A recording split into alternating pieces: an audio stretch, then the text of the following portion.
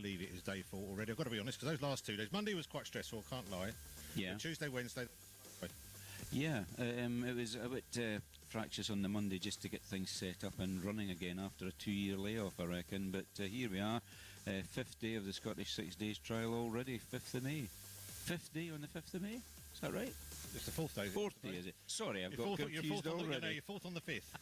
4th on the 5th. Oh, it's going to be a long morning. Yeah, that's right. It's going to be one of these days, I can tell. A very good morning. It's Nevis Radio. It is day 4 down at 6 Days trial. We're in Parc Ferme, better known as West End Car Park, any other day of the week. Yeah, it is. And it's going to be an interesting day. It's quite windy today. A bit of a breeze. It's been raining through the night, and it's been raining this morning. It's not raining right now in the car park, but I'm sure it's raining down that Loch Lunny at the moment somewhere.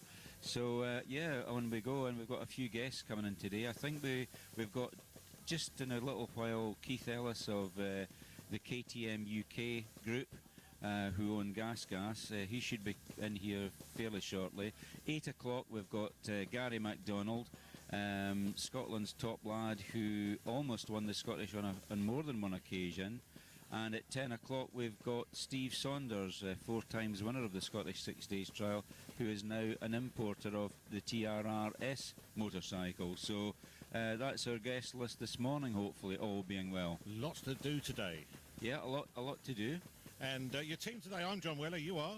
John Moffat. Back at the studio we have got... Half awake, Simon.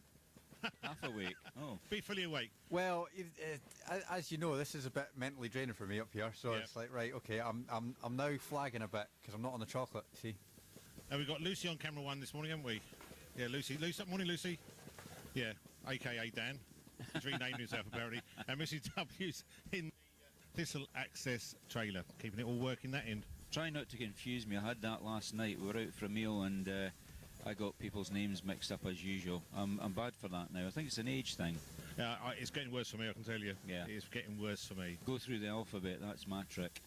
Now, if you want to be part of the show, you want to comment, request, dedicate something to somebody, mention a rider, take part in the competition, which we'll be doing after we've done the weather very shortly. There's many ways you can get in contact with us, isn't there, Si? There is, yes. Right, let's see if we can get this right this time in the morning. Right, you can WhatsApp or phone the studio on 01397 706 100.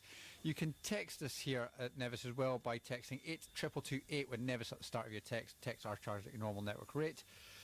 You can email us at studio@nevisradio.co.uk or find us on social media on Facebook, Instagram and YouTube at Nevis Radio Official, or you can get us on Twitter at Nevis Radio. Our live video feed is up and running.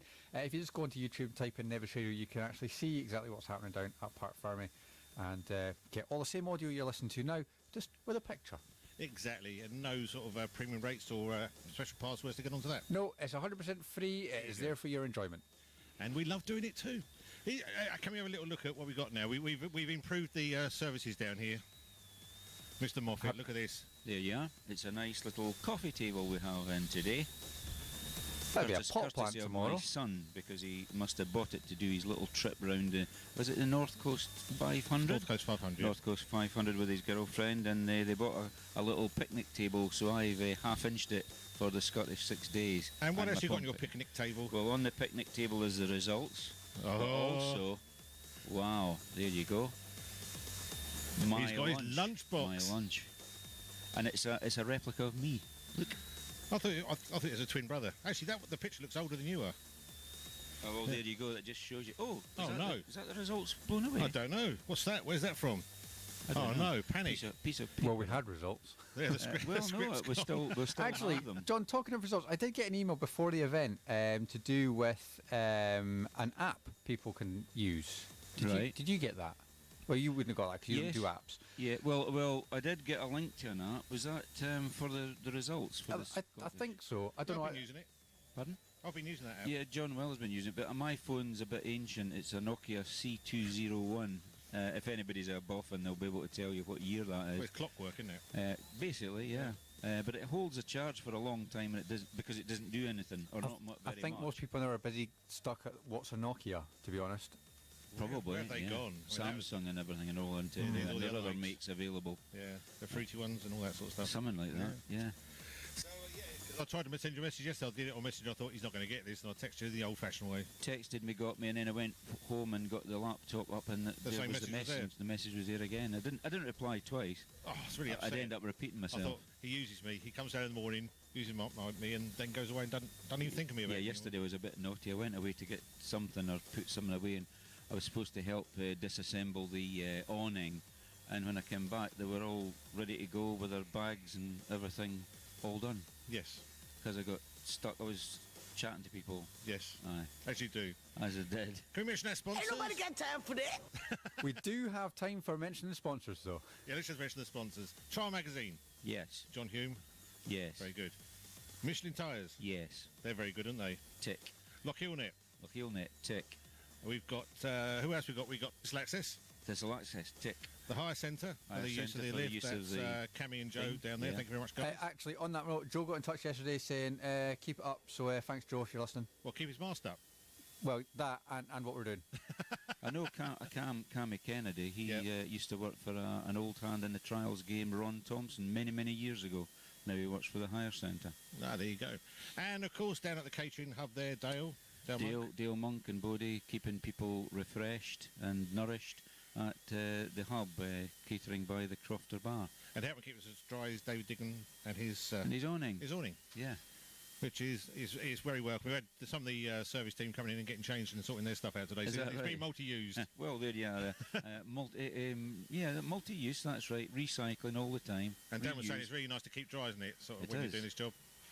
Yeah. It doesn't stop the smurry rain. Do you know what the Yeah, smurry rain is? I've got a smurry. A wee The bit clock's got a smurry rain. smurry yesterday. Yeah. My table's getting sort of not It's wet, smurried. but it's smurried. Yeah, I'll just use it as a move footstool. You bring it around there. You know I'm going to put my leg up You'll on it. trip on it. You'll trip on it. It's a trip hazard now, but it's not really. Yeah, so it's Thursday already. I think we need a tune and the weather. Yep. Van Halen and Jump. Jump. That's a good tune. I've not heard that for I heard ages. it for ages. Will we actually. do the competition as well while No. we're waiting on it? No, No. too quick. No. Yeah. No, later? although I'm half asleep, I am kind of paying Got it attention. already. Wow. It won't take long. Well, so what are we doing first? Weather? Yeah, we'll do weather then a tune. How's that? Weather, We'll just, yeah. just mix it up for the day. You know what I mean? You devil. Right, here you go. Today's weather on Nevis Radio. Brought to you by Thistle Access. Wet. That's the weather done. Heavy and persistent times are through Lock Harbour and over the northwest Highlands. Your maximum height is going to be 15 degrees centigrade, 59 Fahrenheit. Tonight, wet. Rain at times, this most persistent across the west. Dry weather, though, spreading from the northwest later on. It's going to feel mild, but there will be a brisk southwesterly wind, certainly towards the northwest, which will be easing. And a minimum overnight low, 9 degrees centigrade, 48. That was today's weather on Nevis Radio. Brought to you by Thistle Access.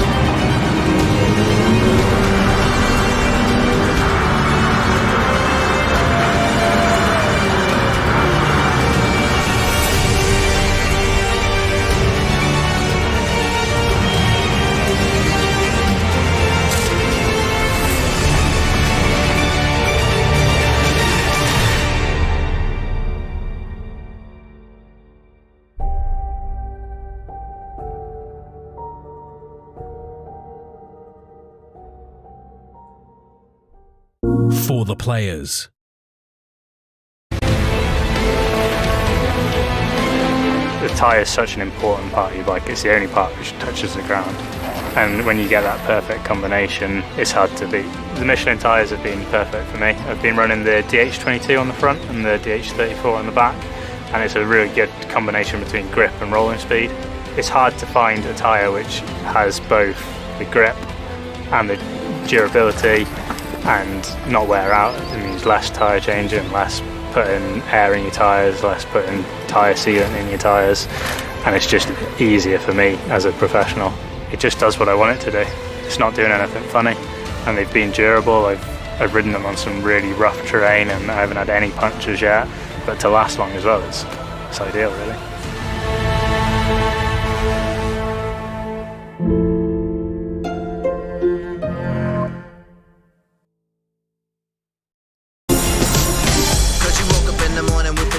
To move, so I make it harder.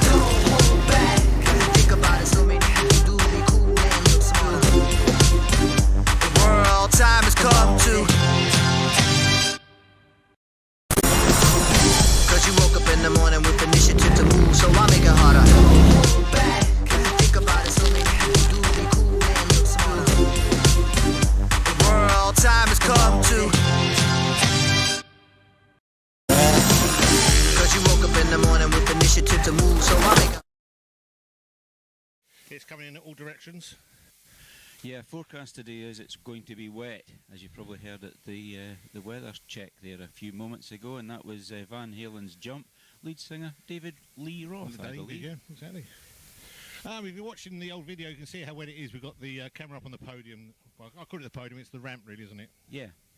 The first rider will be away, what, 7:30? 7:30, first rider away. I'm not sure who's actually first away today. I haven't looked that up yet. But we've got 148 out there at the moment, so is that sort of numbering, I'm assuming? I'm trying to think. Yesterday was 97, so 40. Yeah, but round about the 130, 140 mark. I know that Ben Hemingway is away early today because he was in at our digs having his breakfast with his parents, John and Janet Hemingway. John Hemingway, of course, former factory rider for Monteza. And now the grandson Harry Hemingway is doing good things in the World Series as a youth, so all good to them. So we'll be away at 7:30 this morning, and we've also got our first guest around about that time, which is Richard Ellis of the KTM UK is coming in to have a word with us, because KTM now own the Gas brand as well as Husqvarna and WP Suspension, plus other brands as well. So big organisation based at Mattighofen in Austria. So there's been a bit of movement within the branding then. People have bought bits, sold bits, and joined together. Yeah, amalgamated. That's what. Yeah, I mean WP Suspension was originally a Dutch company, and that was bought over by KTM Group, and it has mushroomed over the years. I remember actually going to the factory in 1973 with my parents. Because it brought out a new enduro bike. My dad was heavily involved with the international 6 days trial scene at that time, and we were actually given a tour of the factory, which was quite a small concern at that time. Right. They used to make pedal cycles and motorcycles, and they made pedal cycles at a certain time in the year and motorcycles in the other, and we were treated to coffee and Austrian cake while we waited on the export manager, Mr. Kalman Che, who then became, I think, sort of right-hand man to Eric Trunkenpolz, who was one of the owners of the KTM at that time. But a big Austrian concern now, started off from very small roots, a sort of, an Austrian company much smaller than the biggest company at that time, Steyr Daimler Puch, which was based in Graz. So we'll have a word with Richard, and we'll hear direct from a KTM employee manager as to what their plans are. Are Puch around still? Are they just totally gone now? I don't think Puch are around as they were. I mean, it was a very popular brand. Massive brand, wasn't it? Yeah. So what went through all different types of bikes and racing. Yeah, they had. They didn't go for big capacity bikes really. They were more into the smaller class, such as mopeds and scooters and things like that. Was it the Puch Maxi? Puch Maxi, yeah, very popular bike in the UK back in the late 60s, early 70s, and the MS50V. Very quick little pedalled moped, but when you saw them abroad, there was heaps of them. The post office across there used them, and a lot of utilities used them just to get around. And very economical little bikes. They do about 100 miles to the gallon or whatever. Great. Yeah, I do have a bit of a question for you, Job. Obviously, you've got a whole range of bikes there, all different brands, and they've all got certain sort of colours to them. Yeah. Is there any reason why any riders don't maybe like customise that to like their own sort of colours? You know, like you see quite a lot all other racing categories, they've got like certain liveries or things. Some do. Yeah, they do. Some riders do. I mean, what you do is you go to a local graphics firm and they'll vinyl wrap them for you. In fact, if I remember back in 2017, my son Stephen, that was his first Scottish, and he That's actually had a 4RT that had belonged to his brother, which then got handed down to me, which got handed back to Stephen and handed back to me. What they did was he took the mudguards off it, sent it to a guy down in the Borders, Crawford Carrick Anderson, a well-known downhill mountain bike specialist, who also was a Scottish trials champion and a downhill champion and an enduro champion. And he has a firm that does graphics, and what he did was he made up vinyl wraps for the mudguards in the Moffat tartan and put our names on it. It was really good. We've still got the mudguards and we've still got the bike, would you believe? Yeah, quite right. Yeah. There was a pink brand, wasn't it? I think there was lots of pink around it one year. Well, the Yamaha TYZ came out with a pinky, what they called the pinky version, which There was you a go. pink colour scheme. Pink and purple was very Yes. popular combination. And I was speaking to Roy Varty yesterday. When he got a brand new TYZ, he had to take time off his work one day to go and pick the bike up. Brought it back to the works, took it out of the box, and all his mates they weren't laugh because with the head mechanic said, "Oh, it's a Barbie bike you've bought." Because of the colour scheme. Yeah, they expected a Harley Davidson or something to pop out the crate. It was a TYZ Yamaha in purple and purple and pink. So there you go. Right, shall we say? Yeah. Shall we have a look at the route? Would that be a good place to start? Route would be a good place to start because it will keep the results dry. Mind you, I think we've moved round a bit, so we're not getting so much rain now, although it is a wet day today. The route today, Thursday the 5th of May, the first sections are out at Sleach, which is on the old Mamore Road, which was the General Wade Road, which is part now of the West Highland Way. So anybody walking up here in Lochaber, taking a walking trip, a walking holiday, which is quite popular, very popular in fact, just be aware that the motorcycles will be going down from Fort William towards Kinlochleven, taking in part of the West Highland Way. So there'll be some bikes passing. So I would suggest keep to the left of the track and they'll pass on the other side of the track from you. So Sleach, first riders there, round about 10 to 8 this morning, which is about half an hour. Then they nick down into Kinlochleven and they do two sections at what's called the Kennels. In the pre-65, I think that's regarded as Lochiel Burn. So they're in at the Kennels. There's two sections there. First rider there at 8:15. Then down out of Kinlochleven on the south Leven Road, out to Pap of Glencoe again. Two sections at the Pap of Glencoe. First rider there at 20 to 9. Then it's down the road, down the 82 to Clachaig. Well, some of the time they'll be off-road, I suppose, but down the 82 to Clachaig, making for the Glencoe area, or in the Glencoe area. That's first rider there about 9 o'clock. There's 4 subs there at Group D. Group E is the old favourite, just off the A82 Trunk Road to Glasgow. That's Group E Chairlift, which is at the White Corries Chairlift, the White Corries Ski Centre as it was known. Group F is just along the old Mamore Road, the old Military Road to Group F, which is 3 sections at Bar House. Then they have a rest stop beyond that. They're making their way to Group G, which is Gorton. So they take in the top side of Achaladar, which is just north of Bridge of Orkney. Then they go across part of Ranach Moor to the sections at Dunnan. That's Group H. First rider there at 12:30. Across Ranach Moor to Carrower. So they're in the Carrower Forest there, and it's 2 sections at Carrower. Group I, first rider there at 1:30. Then over to the old favourite, out at the hamlet of Ferset, which is on the road to through Roy Bridge. If you're going to spectate, you go out that way. Ferset is on your right hand side. There's 6 sections at Ferset. That's a very popular spectator section. First rider there at 2:25. So the main ones to look at today would be probably the Kennels at Kinlochleven, Papa Glencoe, which is just outside Kinlochleven, maybe about 5 or 6, well, maybe more than that, about 8 or 9 miles outside Kinlochleven, which is nearer Glencoe. Clackeg's a popular one. So there's lots to see today, and also, you know, the chairlift and bar house are quite accessible to spectators. Gorton's a wee bit of a drive-in. It's maybe not so spectator-friendly, but there are people go out there, and first in the afternoon. So what I'll be doing is I'll be nipping down to chairlift. I'll then nip down the road, see that everybody's across the street, and into the lunch check, and then double back through Fort William again and out to Ferset and catch them in the afternoon. That's my plan, but it doesn't necessarily mean you've got to follow me. So I would say there's some good sections to see today. It's a good spectator day. Unfortunately, the weather's not too brilliant, but put on the oilskins or your Gore-Tex coat and get out and connect with nature. We're in a pack-a-mac. Or a packet. There you go, they're the ways. Or a bin bag if you're that. You want to go that way? Yeah. Bin bag. Well, yeah, we got them here, haven't we? Just in case. Never know when you're going to need one of those. And you've got a competition as well? We have. So we've got a competition based on Michelin and I've forgotten it now. Motorex. Motorex Oil Switzerland. Went out my head there. It's old age. What do you mean, no, not Motor? Motorex? Motorex. Yes. Motorex. It's oils and lubricants and all that. So there's goodie bags from both Michelin and Motorex. So today, Thursday, how many FIM World Trials titles has Tony Bow won? Now that's a crafty one, that. You've got to count that up. You probably have to even Google it. How many FIM World Trials Championships has Tony Bow won?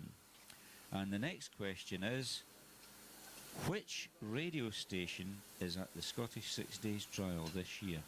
Which radio station is at the Scottish 6 Days Trial this year? Now that should be obvious. Well, Dan knew the first one. He's not sure about the second one. Oh dear. He's sort of thinking. There you go. Yeah. What a specialist. So I'll just go over that again quickly. How many FIM World Trials Championships has Tony Bow won? And which radio station is at the Scottish 6 Days Trial this year? It's also been at the Scottish 6 Days Trial for many years, but there's a clue. Yes. Weird. And if you want to do that, do come through all the usual channels: Facebook, Twitter, Instagram, text, email, WhatsApp, phone line, bits of paper through the door. Does that cover it all, Si? Yeah, so I was just grabbing a pen from next door because someone's nicked my pen. Oh, there's a real shortage of pens. We found that last night. Yeah, I don't know why, because there was loads in here yesterday. Yeah, we found an old one in the drawer which we were using. Then Fiona gave us found one that was really short pens. Yeah, don't know why. Nice keyboard though. Yeah, it's nice, isn't it? It's got letters and everything on it. I know, and it's really nice to use. Sorry, we've upgraded the technology at the studio too. Got a pen? No, we haven't got pens. We've got a nice keyboard and mices. Oh, keyboard and mouse. Got nice mices. Mices, yeah. mices. Mices to pieces. Well, just to recap the numbers again for anyone wanting to get in touch with that competition, WhatsApp or phone call 01397 706 100. You can text us 82228, put Nevis at the start, and that text will cost your normal network rate. You can email us at studio@nevisradio.co.uk or find us on social media under Nevis Radio Official on Facebook, Instagram and YouTube, and also you've got Nevis Radio on Twitter as well. First rider's away in about 4 minutes' time. What we might do is play a tune, then come back and we can see if we can watch that. Would that work? I don't know, will it? Can we play a tune which is about 4 minutes long? Maybe Foreigner and Urgent? I guess so. Yeah, and then come back. So just bring the first rider away? Right. Which is at 7:30. Exact. Precise. Bing. Right. No pressure then. No. Right. None at all. In the morning with initiative to move, so I make it harder. Think about it, so many people do be cool and look smarter. The world time has come to. Cause you woke up in the morning with initiative to move, so I make it harder. Think about it, so many people do be cool and look smarter. The world time has come to.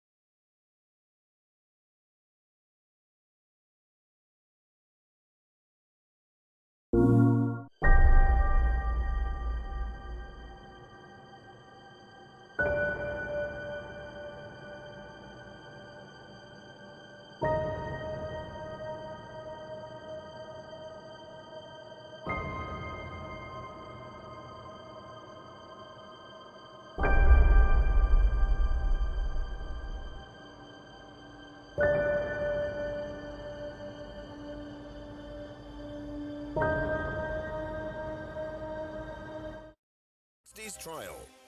Ferguson Transport and Shipping are one of the largest independent transport and distribution companies in the Highlands and Islands with over 60 years industry experience. We offer competitive rates for warehousing, distribution, individual industrial units and self-storage containers in Corpach, Speenbridge and Mallock, and can support your logistical requirements, including forklift trucks and craneage services.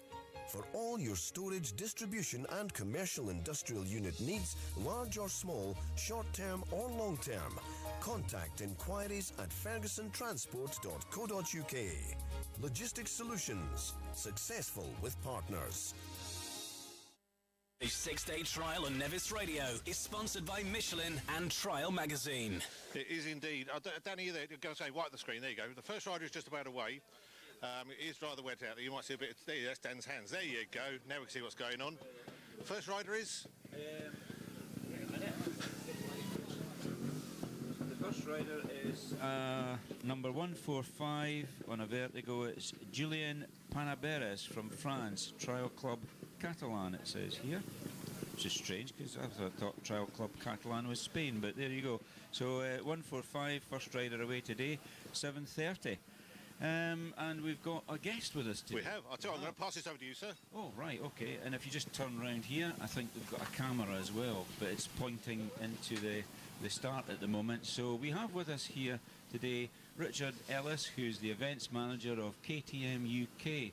Now, KTM is a very large group now. It encompasses KTM, obviously, WP Suspension and Gas and also Husqvarna. Now, you've been working in the trade for how long now, Richard? So I've worked in the motorcycle industry for some, 35 years nearly. So yeah, I've been around a bit, worked for several large companies, shall we say. Yeah. Run my own off-road business before, ex-rider of enduro and motocross. So yeah, been a long time in the industry. It's good to have experience as actually being a rider, because then you can actually have a bit of a sort of good empathy with the riders as they're competing, whether that be in trials, motocross or enduro. And obviously, with being involved with KTM, it's got a long history of not only enduro, which it's famed for, but also motocross with Heinz Kinnegartner. Indeed. Heinz is a big part of KTM behind the scenes, even with his own clothing brand with Red Bull Kinneywear. That's right. Which is doing really well. But for me, it's the brand has done so well as in KTM, but KTM Group now, obviously, like you mentioned, has the 3 brands indeed, and there's more coming. There's from the cycle world, but I can't say too much about that. But Mr. Pira, the owner of, majority shareholder of KTM, I should say, and Pira Industries, is always looking to further expand his empire, shall we say, and push the brands forward as he does. So. Now, KTM has quite a history. I remember going, I think I told you yesterday, that I went over to Austria with my parents when I was at school, and they brought out a new KTM enduro bike. For the first time they used their own engines, because they used to use the German Sachs motor, and I actually got taken around the factory, which wasn't too big then, and their export manager was a Mr. Carl Lanche, who became the right-hand man to Eric Trunkenpolz. And I think you asked me the question, do you know what KTM stands for? And not a lot of people have twigged on this, and it actually stands for Kronreif und Trunkenpolz Mattighoven, which was the founders, a Mr. Trunkenpolz and a Mr. Kronreif. Yep. And of course Mattighoven in Austria is where they were based. Indeed. Believe it or not, that it's I can't tell you how big it is now. It's so big. Many factories have been built to expand the business and make the business improved. And with 3 brands now, as you can imagine, they need that extra production lines. But as a company, it's just gone from strength to strength. You know, there's one thing that we do, and our motto is ready to race. And everything they build is ready to race. Yeah, it is, very much so. Now, taking on to the trial itself, the Scottish 6 days, that's why you're here this week. And part of the group's brand is Gas, of course, which was Spanish, originally in the UK, imported by the Shirt family for many, many years. John Shirt now is a dealer for Gas, but now the importation of the Gas brand, I presume, is handled through KTM UK. Yeah, so we are the importer, so we're the UK arm of the factory as such. And as you know, it's been a good solid 2 years for us. John's done a fantastic job. He's invited me here. This is our first Scottish 6 day. So for me, it's an eye-opening event. Yeah. But we'll continue to develop the brand with the dealers, because that's the really important thing. Yeah. And there will be so much more coming from Gas. Our social media goes live on this today about the 6th day. Okay. So they've had plenty of stuff from me for the factory. So you'll see a lot more social media on the 6th day from the Gas brand today. Brilliant. So that's down today. I've got Austria coming here today. Right. So one of the marketing specialists from Austria is coming over to visually look at the event with me. See how we're doing with the event. Good. Probably check my work. But I'm sure she'd be happy. I've told her to wrap up warm and bring something dry clothing. Good advice, because it's going to be wet today on our first day, so that'll be good. So it's really interesting, because obviously Gas went through a turbulent period, as most companies do from time to time. Yes. And we wondered at one time if Gas would survive. Fortunately, that did happen. There was a different buyouts and such like going on. But then when we heard that KTM had moved in, that was brilliant, because back in 1976, if you look at the programme, there is a picture of the former Austrian trials champion Walter Luft, who actually rode a prototype KTM along with Felix Kranstover back in 76. KTM did look at seriously going into the trials market at that time. They decided not to. They tended to concentrate more on the motocross and enduro. But now, 40 odd years later, here they are with the Gas brand, heavily involved at the Scottish 6 Days trial, and also heavily involved in the World Series and domestic trials all over the world now. Yeah, so I mean, it's gone from strength to strength since we've had it. As you can see, the brand has developed. We've obviously purchased a wonderful company from the Spanish that we can take much further. Yeah. From development point of view, from a sales point of view, and you'll see some really interesting things coming from Gas sooner or later. Even the cycles that are on their way. These e-mountain bikes that you'll see. But that in the next couple of years, you'll see a huge development. You've seen us winning in Moto3 in MotoGP. Yeah. Moto2, we're doing really well in Moto2. And who knows, I believe there was talk yesterday that there's some extra grid spaces filling in MotoGP even. Who knows, there might be another team in that. Well, we'll see. There's lots of rumours going around that it might be another brand of ours that will enter the MotoGP. Yeah. But we'll see. But everything we do is we aim to win. Yeah. And Mr. Piero's got this philosophy: we should win, and we will win. Yeah. So look, watch this space, shall I say? It's a bit like we were talking about the great Sammy Miller yesterday, who had over 1,000 wins on his aerial and his bull tackle. Yeah, man. and he had the will to win, and even had a book out with that title. So I think it's a bit like that with KTM Group and Gas. Yeah. Yeah, Sammy, what a guy. Yeah. The history that man's put into this industry and sport is unbelievable. It is incredible. And all done by one person. Absolutely. It was, Absolutely. not a group behind it. Yeah. So anyway, Richard, we know you're very busy, because you're obviously helping the service crews today, making sure that everything's there. I mean, I saw you yesterday rushing around with centre stands and bits and pieces for the riders that came in when we were discussing coming on the radio this morning. So very much indebted to you to coming on to Nevis Radio. John, is there anything you would like to ask Richard while he's here? No, I just like following the story of these sort of brands and companies, because I've been in, down here 15 years, 14 years now, sort of following it. And obviously I don't ride, don't do that, but they say the brands, I say, where are they this year and where are they this year? And it's amazing how they sort of work together now. There seems to be more of that. There will be. The one thing for me is to get Austria here now. Yeah. And Austria coming this week. So they'll look at, the marketing specialists will look at the event. And they should see a great event. I'm hoping the rain will turn off a little bit for them.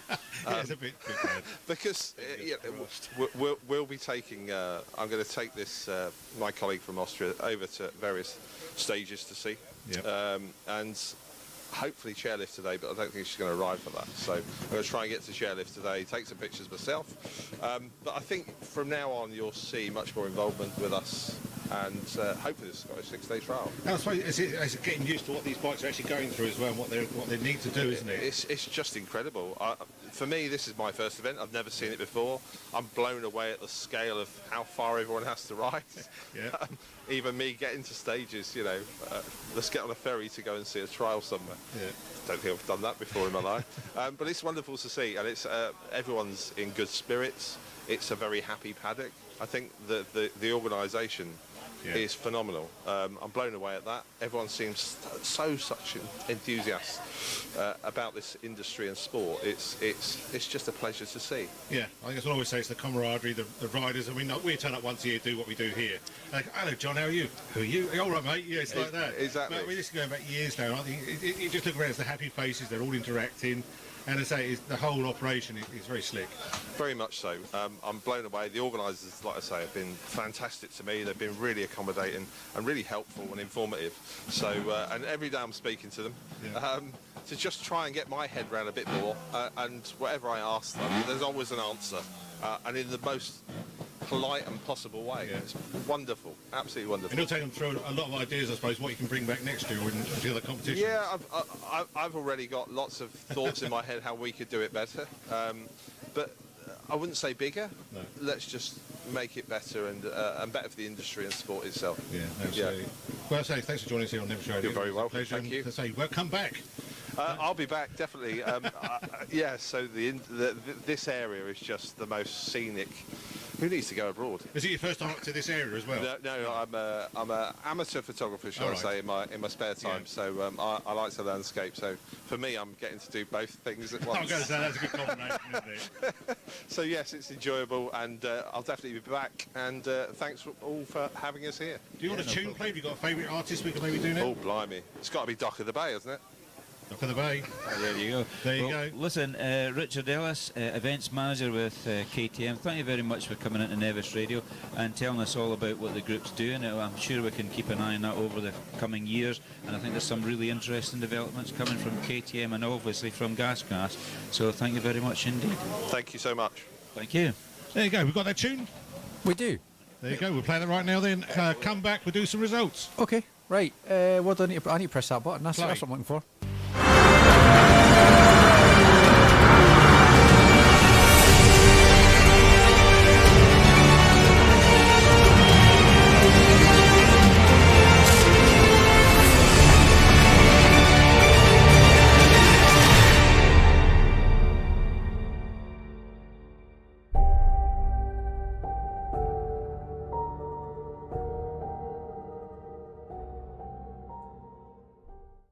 For the players.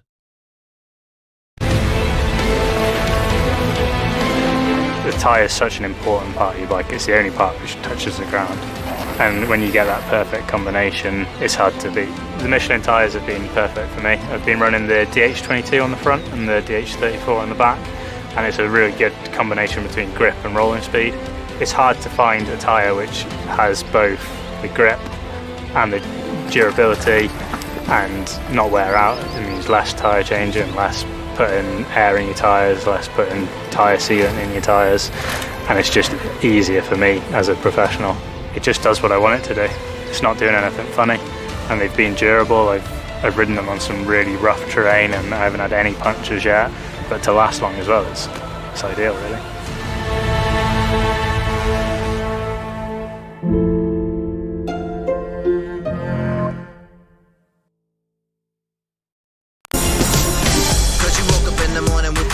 To move, so I make it harder. Hold back, think about it, so many people do be cool and look smart. The world time has come to. Cause you woke up in the morning with initiative to move, so I make it harder.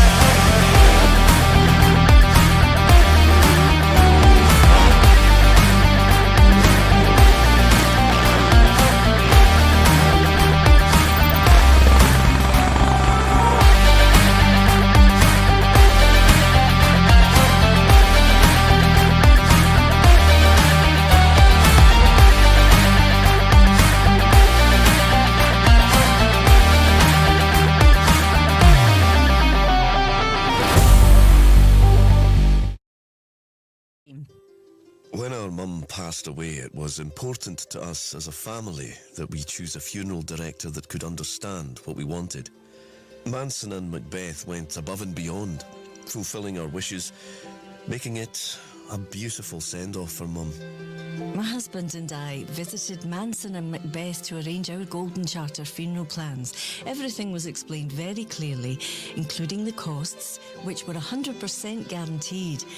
It was reassuring for us to be making such personal arrangements with local people and a locally owned company, giving us complete peace of mind. For help making funeral arrangements, whether now or for the future, contact Manson and Macbeth Funeral Directors in Verlochy, Fort William on 01397 701 110 or visit us online at mansonandmacbeth.co.uk. Manson and Macbeth Funeral Directors. Chosen for our care. West Property, Lochaber and Argyle's trusted local property experts. With over a decade's experience in estate agency and lettings, their local, friendly and professional team are on hand to help you sell or let your property. For a free appraisal or to discuss listing your property on the market, call Claire or Gavin on 01397 747 123 or visit west-property.co.uk. Let West be best for you. Exciting news for Lochaber.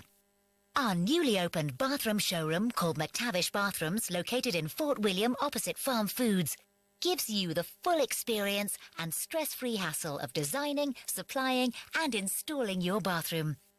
All of our tradesmen are one team of trained bathroom installers, saving you time and cost of dealing with multiple trades. We have our dedicated local bathroom installation team ready to fit your dream bathroom. You can walk into our showroom in Fort William and have a member of our staff help guide you through our extensive range of bathroom wear, wet wall and tiles. We can even give you a date for your bathroom install on the day. You can walk away knowing that your bathroom headache has been designed, supplied and installed by McTavish Bathrooms. Come and see us today, opposite Farm Foods, Fort William. Open 7 days a week. The Scottish 6-Day Trial on Nevis Radio is sponsored by Michelin and Trial Magazine. Day 4, Parc Ferme, bit wet, bit windy, bit breezy, bit chilly, but there's a lot of atmosphere. A lot of atmosphere, and we've just had a guest in. That was Richard Ellis, the events manager of KTM UK, explaining all about the group, all about the brand purchase of Gas, and some of the exciting developments to come from that brand, which has been rejuvenated. And you heard that John Shutt, who was the importer, is now a main dealer for Gas motorcycles, as well as other trials goodies as well. He seems to quite like it under here. Yeah, I think he's quite impressed with what we're doing. Yeah, it was actually, and it was interesting to get it from, well, dare I say, the horse's mouth, as to what his brand is doing for trials, and also a bit of trial motocross and enduro as well, thrown in for the good mix. And looking to that future, what's the next race going to be like? What's the next 10 years going to be like? And I think that's what a lot of these companies are doing these days. Yeah, and of course, it mentioned his brand motto is ready to race, and. I mean, I know that we don't call trials riding racing, but of course it is competition. It's a competition. Ready to compete, I suppose. There you go. How are things back at the studio? Busy? Juggling a number of different things, yeah. Good. Are you on balls or hoops today? Both. Oh, blimey. Both. You're not using your feet yet, though? No, not yet. Okay. I say we've had a few people getting in touch. We've had, who we got here? Pete and Carol from Bolton and Lancashire listening. They're enjoying our coverage every morning. It's now part of their morning routine, which is good. Oh, blimey. And like to support Wake up their with son. John Moffat. I know. They'd like to support their son Jimmy, who's rider number 152. 152. Yeah, we're looking through his records now. Here we go. Oh, Jimmy McCanna, yes, from the Bolton Club. Yeah, Jimmy's ridden quite a few times. He's on a Monteza 4RT. He actually rode a 4-ride. Trying to think what year that was. Would that be 2017? I think it would be.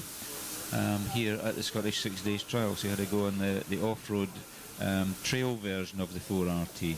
Okay. Good stuff. Got a few people getting in for today's competition as well, so good luck to those people that have entered for that. Goodie bags and brollies up for grabs. 2 today, we're 2 every day. Okay. And also, I kind of forgot we had this functionality, but obviously we're using WhatsApp in the studio now on 01397 706 100. So not only can you message us, you can do voice notes, which is what I have here. Now, let's see, I've got other messages. I've been sent a picture of a lovely place that's surrounded with sunshine. So obviously it's not here.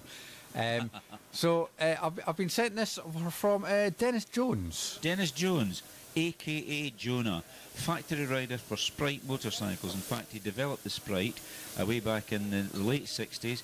I think he actually had a third place in the Scottish 6 days. He also rode for Suzuki UK and now lives in Spain, I believe. He doesn't. This is what he had to say. Well, it's 8:30 on Thursday morning. My name is Dennis Jones. I was a competitor in the 60s at the Scottish 6 days. Not too bad a rider at the time, I think. That is that now. It is, I'm in Marbella, sunny Spain. It is beautiful, beautiful sunshine.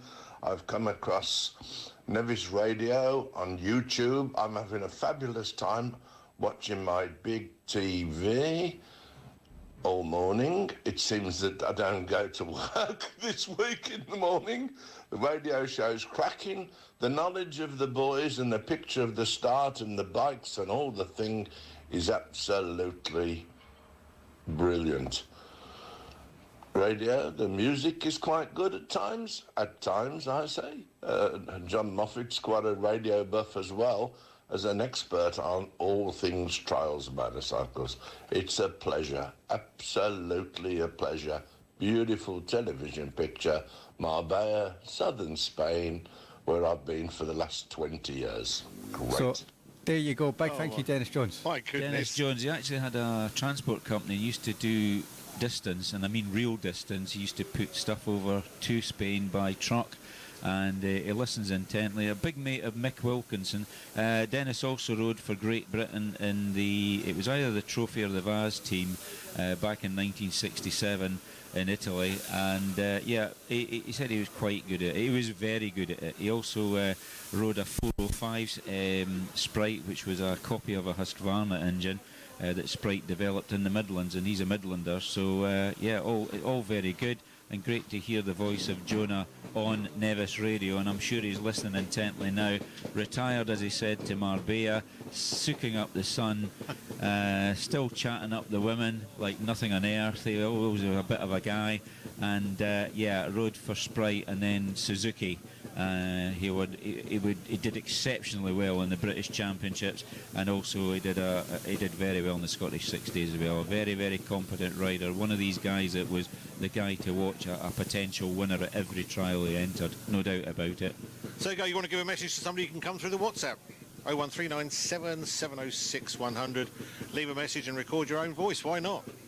I kind of forgot we had that functionality, but yeah, you can do that. So big thanks, Dennis.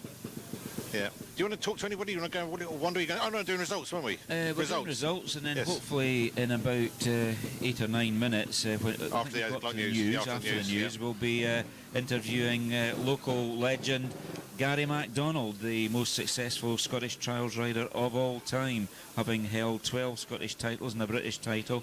Now doing a lot more with push bikes, so we'll be looking forward to welcoming him on Nevis Radio this morning. Scores for the 2022 Scottish 6 days trial after day 3 Wednesday. In the lead now on the Vertigo, number 67 Dougie Lampkin on 4 marks lost. In second position at the moment is Jack Peace, rider 210, he's on 5. His brother Dan Peace is in third position, number 211 on 7 marks. Followed by fourth position Richmond's Richard Sadler on a Vertigo on number 208 bike on 7 marks lost. In fifth position James Dable, the last winner of the Scottish 6 days trial in 2019 on a Beta, rider number 139, 9 marks lost. Guy Kendrew, a late entry on number 235, he's on 10 marks. Billy Green on the Scorpa, rider number 33, who's on 11. Dan Thorpe on the Gas, number 229, he's on 12 marks lost, as is Michael Brown, rider number 114 on 12. And then on the TRRS, Ross Danby, number 124 in 10th position on 16. We will be having the importer of the TRRS machines on Nevis Radio at 10 a.m. this morning for a quick interview with Steve. Very good indeed. So it's all happening. So the top of the leaderboard's looking quite tight still. Yeah, it is. Obviously, Dougie Lampkin had slipped down the positions at one point, but he's clawed his way back into first position. That's not unheard of. Riders who drop down the top 10 and then they pull back up later. A lot depends on the number that you're riding that day. I mean, yesterday, just as an example, my son was first on the road yesterday. Well, actually first back in the Parc Ferme as well, so he kept the lead up as far as the movement of the trial was concerned. Riding number 97. There's a video of him on social media, and it looks as though he makes a mess of the section, but what the problem is first through the section, very, very greasy. So you see some riders on a particular day losing more marks than you expect them to, and that's because they're an early number. And of course, a lot of these burns and streams that they're using for the trial have not been used for the last 2 years, and they're very, very slippery. There's a lot of algae and growth on the top of the rocks, and that takes some time before it gets buffed off by the movement of the tyres.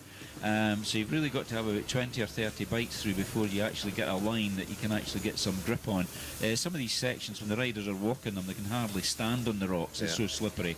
And he almost goes over the bars at one point, and that is what you've got to watch. You've got to remember that Dougie Lampkin, like everybody else, will have an early day and they'll be out front. And what the riders tend to do is they try to hang back as much as possible, let someone else do the work, but it's not always possible because of the time constraints.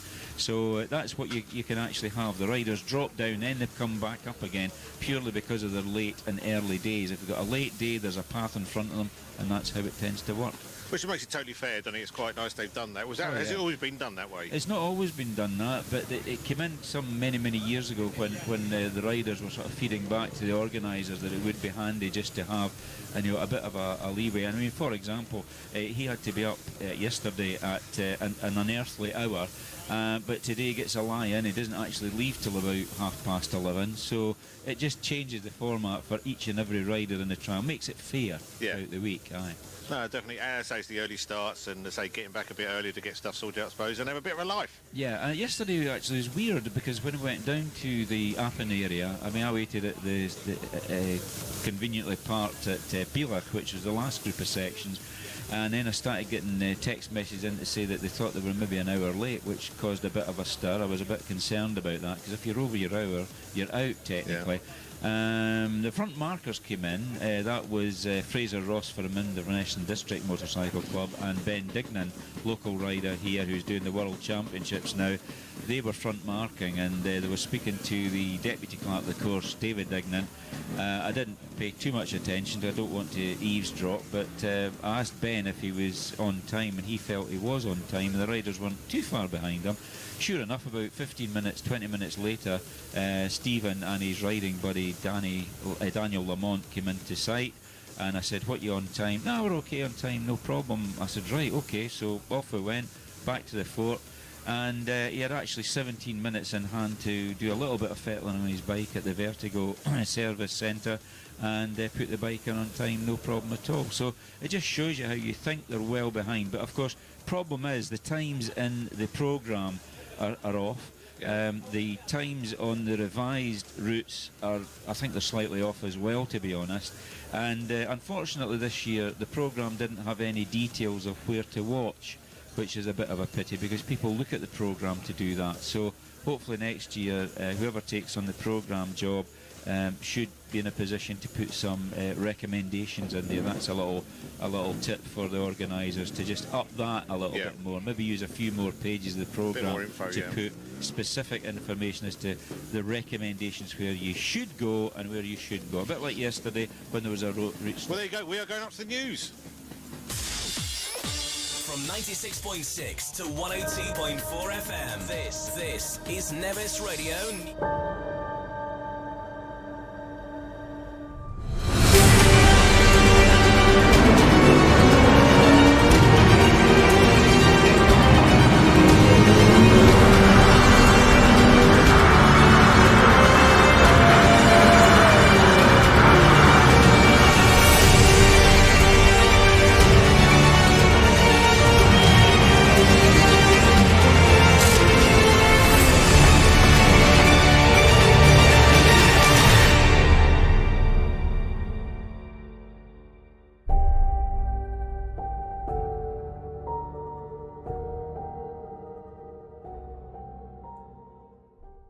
For the players. The tyre is such an important part of your bike. It's the only part which touches the ground. And when you get that perfect combination, it's hard to beat. The Michelin tyres have been perfect for me. I've been running the DH22 on the front and the DH34 on the back, and it's a really good combination between grip and rolling speed. It's hard to find a tyre which has both the grip and the durability and not wear out. It means less tyre changing, less putting air in your tyres, less putting tyre sealant in your tyres, and it's just easier for me as a professional. It just does what I want it to do. It's not doing anything funny, and they've been durable. I've ridden them on some really rough terrain and I haven't had any punctures yet, but to last long as well, it's ideal really.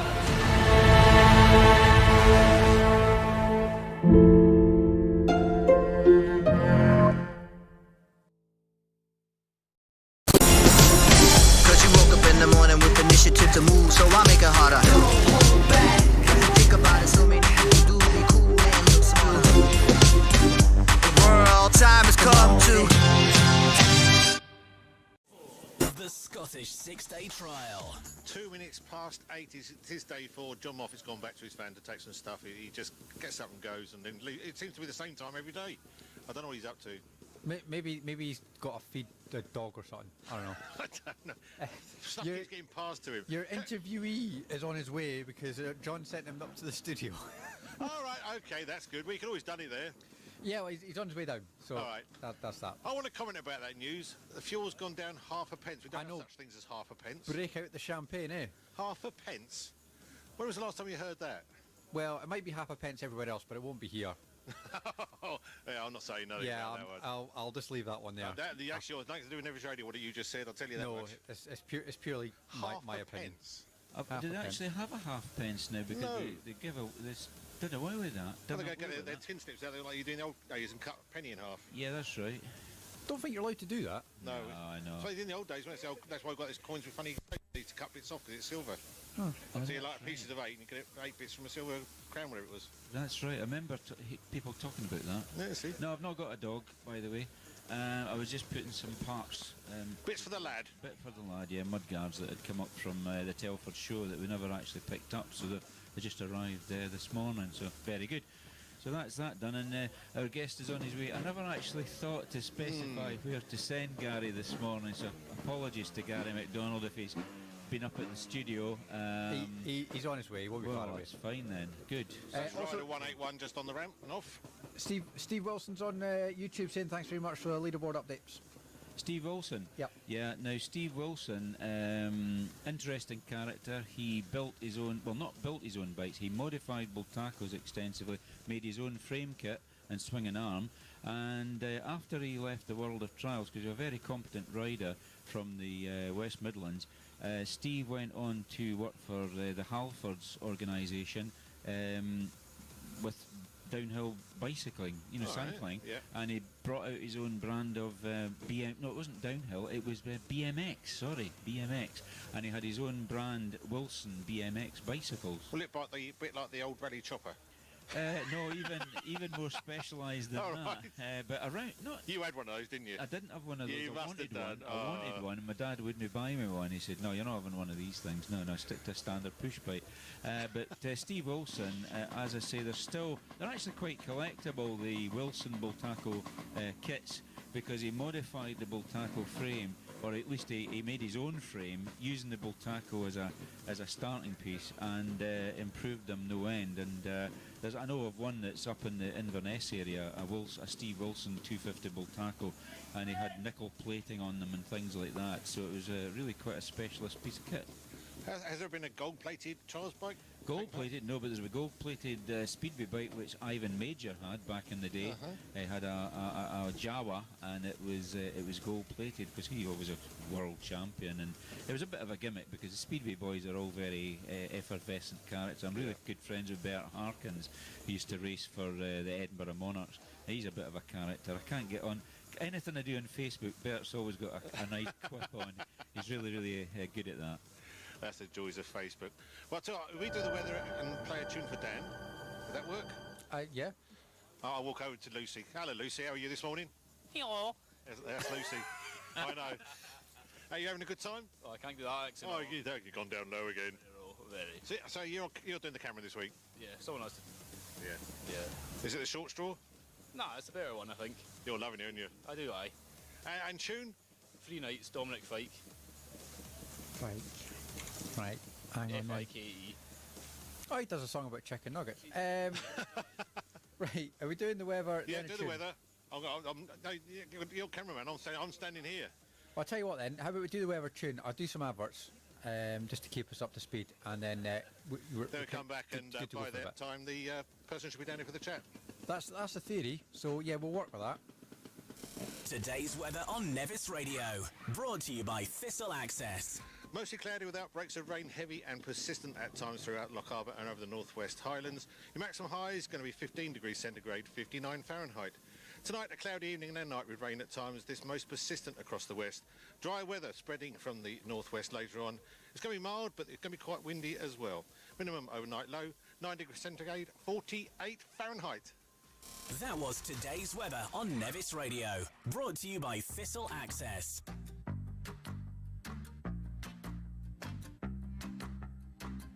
DH34 on the back, and it's a really good combination between grip and rolling speed.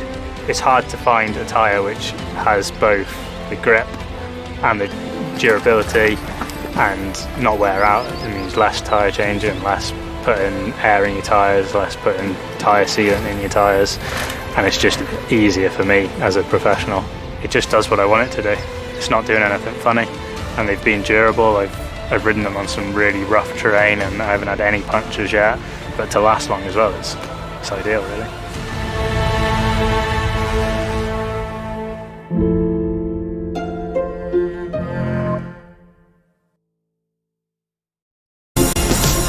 Cause you woke up in the morning with initiative to move, so I make it harder.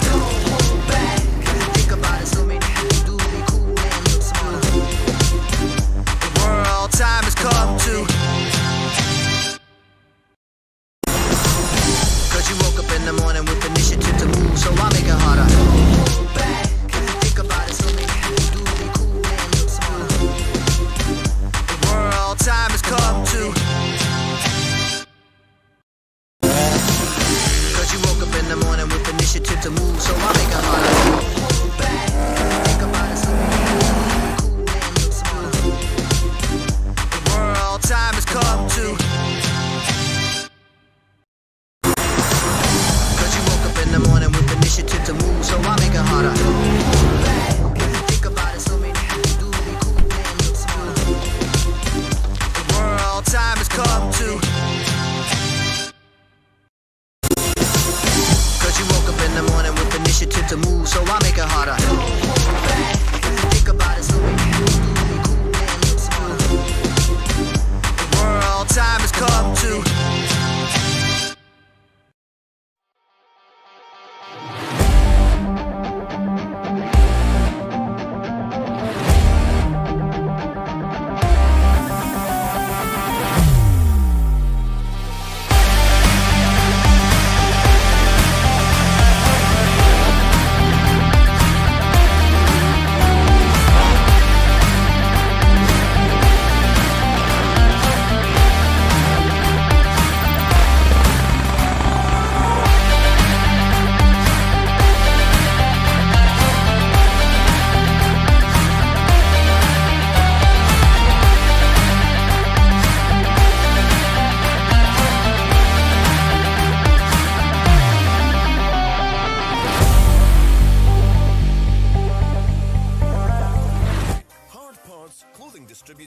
proud to be supporting the Scottish 6 Days Trial. Is your partner a DIY enthusiast? Fitted a new bathroom on their own? Is there a leaky pipe or a wonky fitting? Is there? Be honest. Morrison Plumbers are on hand to fix all those DIY plumbing adventures, as well as resolve heating system problems. Fully qualified, licensed and insured for all types of plumbing and heating maintenance and emergencies, covering all trades. New bathrooms, renovations or refurbishment. If water runs through it, we do it. Heating systems new and old. Call the best, flush the rest. Our reputation has leaked out. For that peace of mind, call Morrison Plumbers on 01397 705 333. Not enthusiasts, just good-looking plumbers. Just let that sink in.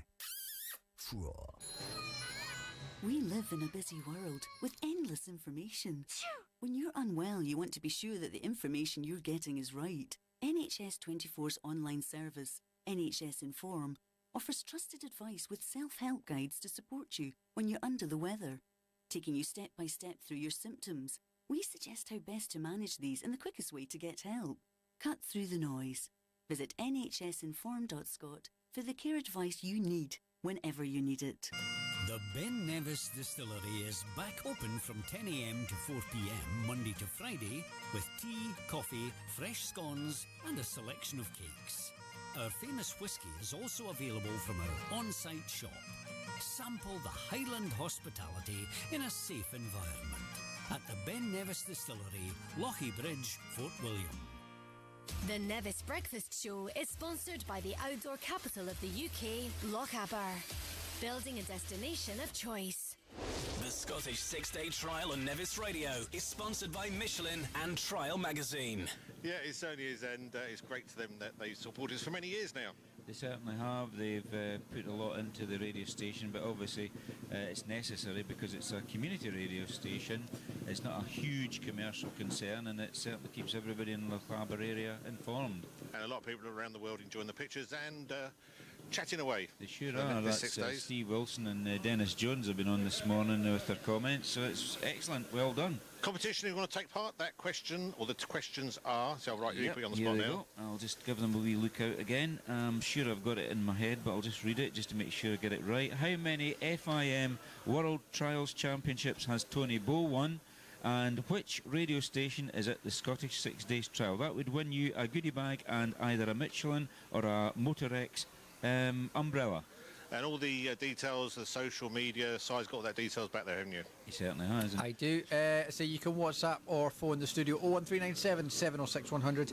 You can text us at 82228, put Nevis at the start, and I'll text charge at your normal network rate. You can email us at studio@nevisradio.co.uk or find us on the social media on Facebook, Instagram and YouTube under Nevis Radio Official, or find us on Twitter at Nevis Radio. There you go. Yeah. There's a gentleman in the car park. There's a gentleman. He's done a few miles this morning coming to you. This morning. We've had Richard Ellis of KTM UK on this morning at 7:30, and now we're just going to bring another guest in to have a chat with us on Nevis Radio, and I'll just bring him over now, I think. We'll have a spare mic, so here we go. If he just comes in and stands here, takes this little thing, turns round and faces the camera side of things. We've got with us the most successful Scottish trials rider, Scottish-born trials rider of all time, from Kinlochleven. Started off at a very early age in a TY80 Yamaha, which he shared with his brother David. It's Gary MacDonald. Welcome, Gary MacDonald, to Nevis Radio. Thanks for having us on this morning, John. It's nice to be here again, and no nerves this morning because I'm not riding, so it's very nice. Yeah, and I see you've got your working clothes on today. Yeah, well, to be honest, I arrived at Nevis Radio this morning, actually, at the building, thinking you were there, so I got directed to you and I thought, oh, well, you see, this is we're having 2 years off, you see. We've been doing studio stuff for a couple of years, and of course you've got into the habit of that, not realising we're back in the actual Parc Ferme. So it must be a bit strange for you, Gary, not getting ready to fire up the whatever bike you're riding now and take off. I think you've been riding a Montesa 4RT for a little while, haven't you? I have done. The initial plan was, when it came back, well, 2020, I was meant to be riding the Honda 4RT, and obviously that COVID came in and never happened. So I mean, I've always said I wanted to do the 6-day trials once, on a 4-stroke Montesa. Yeah.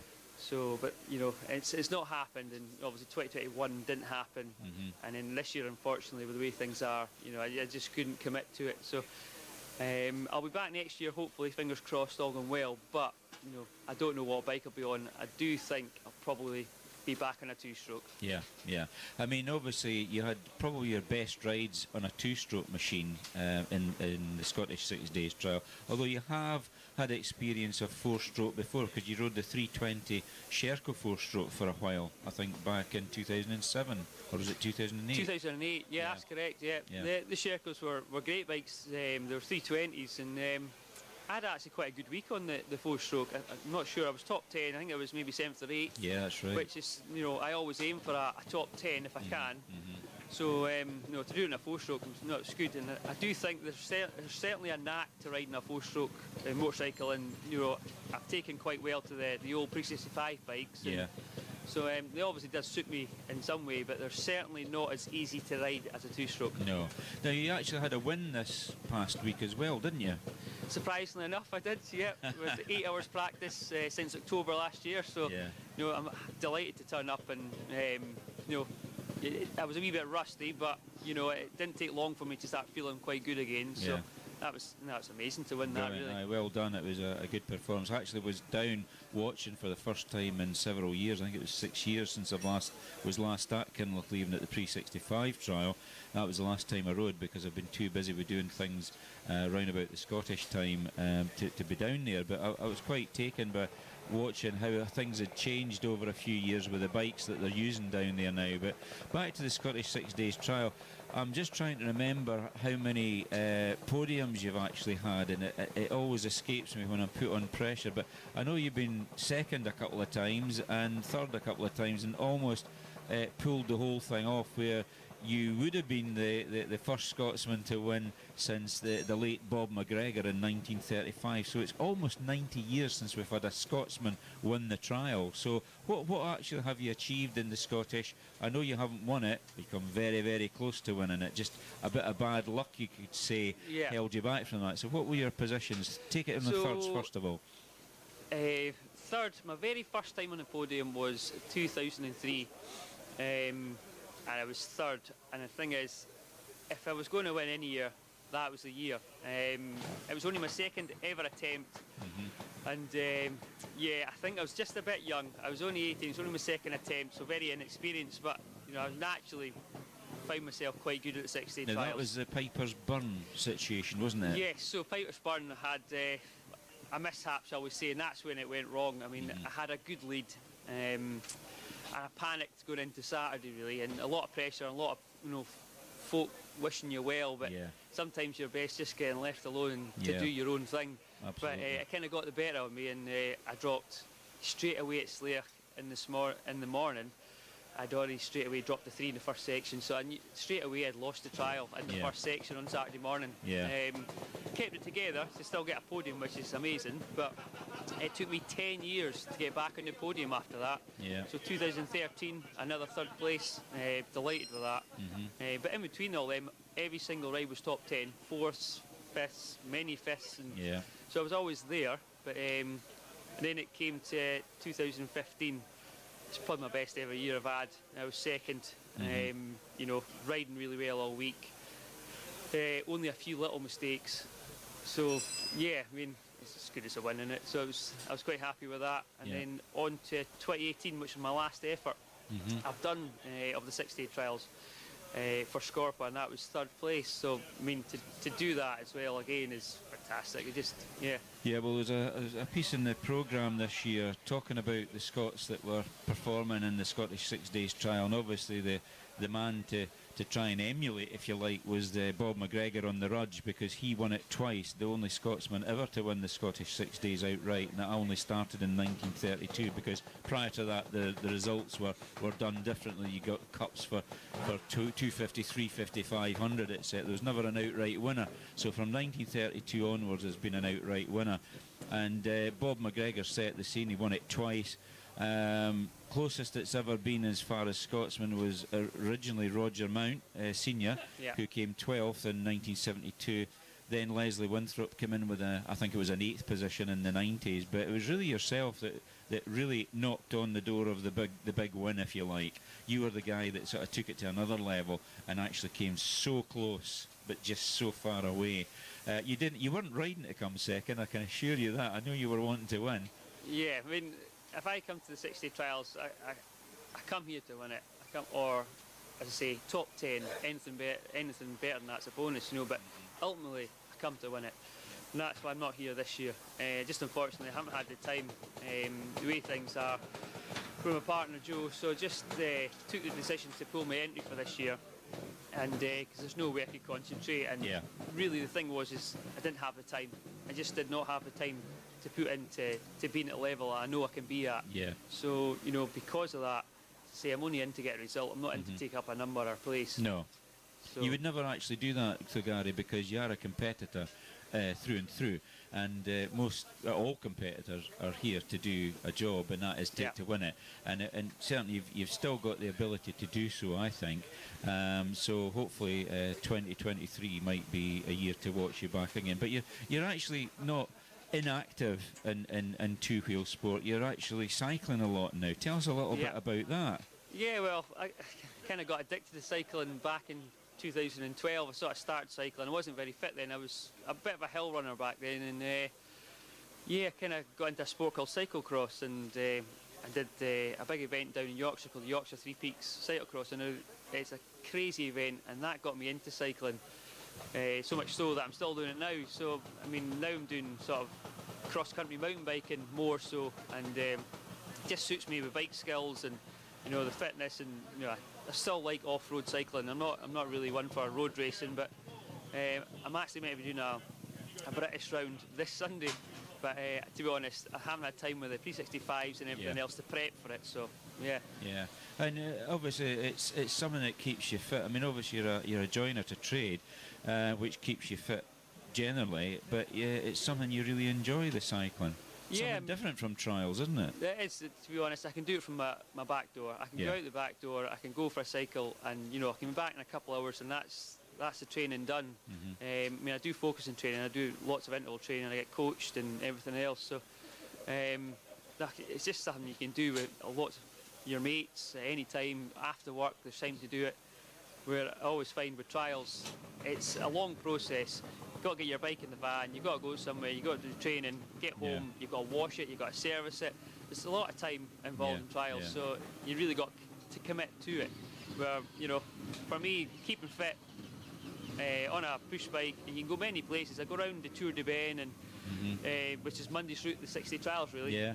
I did that 2 weeks ago, so it's just, you can go lots of places if you're if you're feeling up to it. Yeah, now obviously there's Scots riders taking part in the Scottish 6 Days trial this year. The top Scot at the moment is Duncan Mccall. What's your take on Duncan Mccall as a rider? Because you must have looked at these guys, because they are competition for you after all. If you do make a come back into trials. Yeah, I was actually going to give a shout out to Duncan. I know Duncan well. He's a cracking lad, and he's got good bike ability, skills great. He's really smooth rider. He's perfectly made for the 6-day trials, and to see what he's done up to now, it's fantastic. And I actually wish him well and hope he can keep it together. I know he's still a young lad, but I really hope he can pull off a good result for the Scots. Good. I appreciate that, Gary. I think he will appreciate that too, because obviously your comments are highly thought of, because I've said it many times. I've been told to keep quiet about it, but I don't, and that is, you are the most successful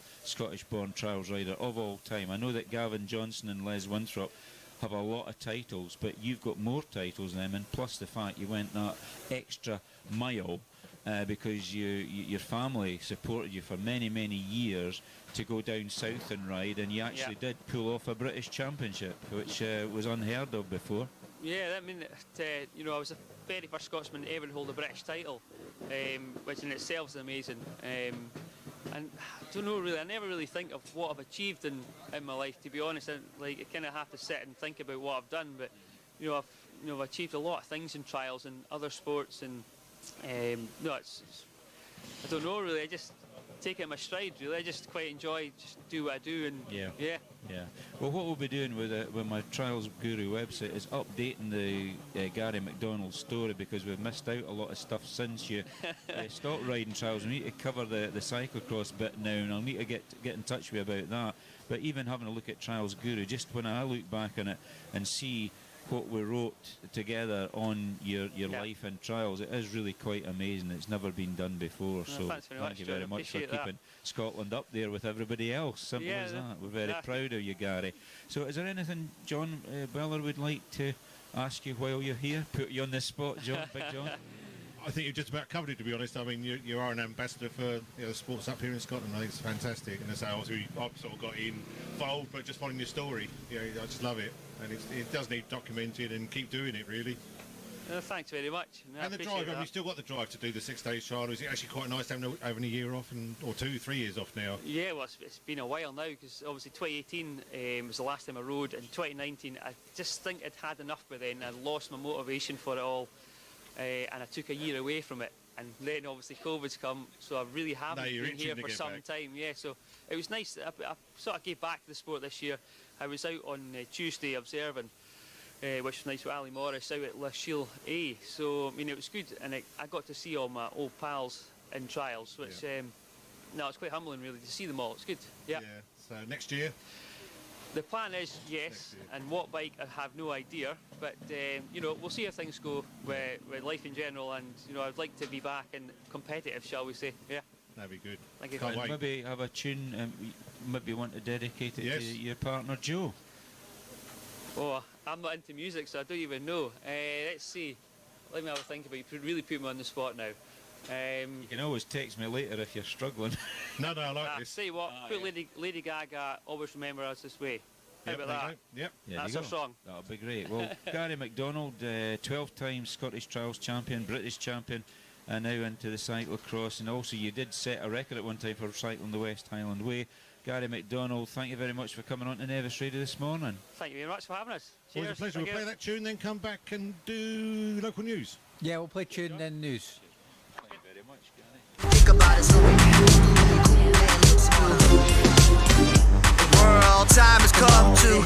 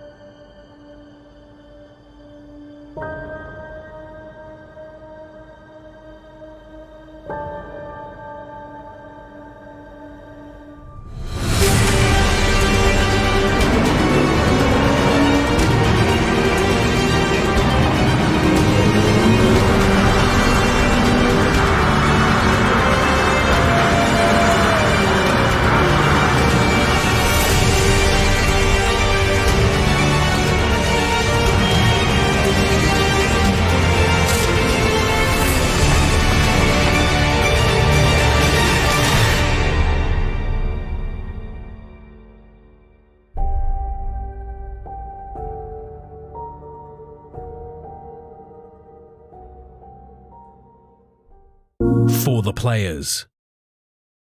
The tyre is such an important part of your bike. It's the only part which touches the ground.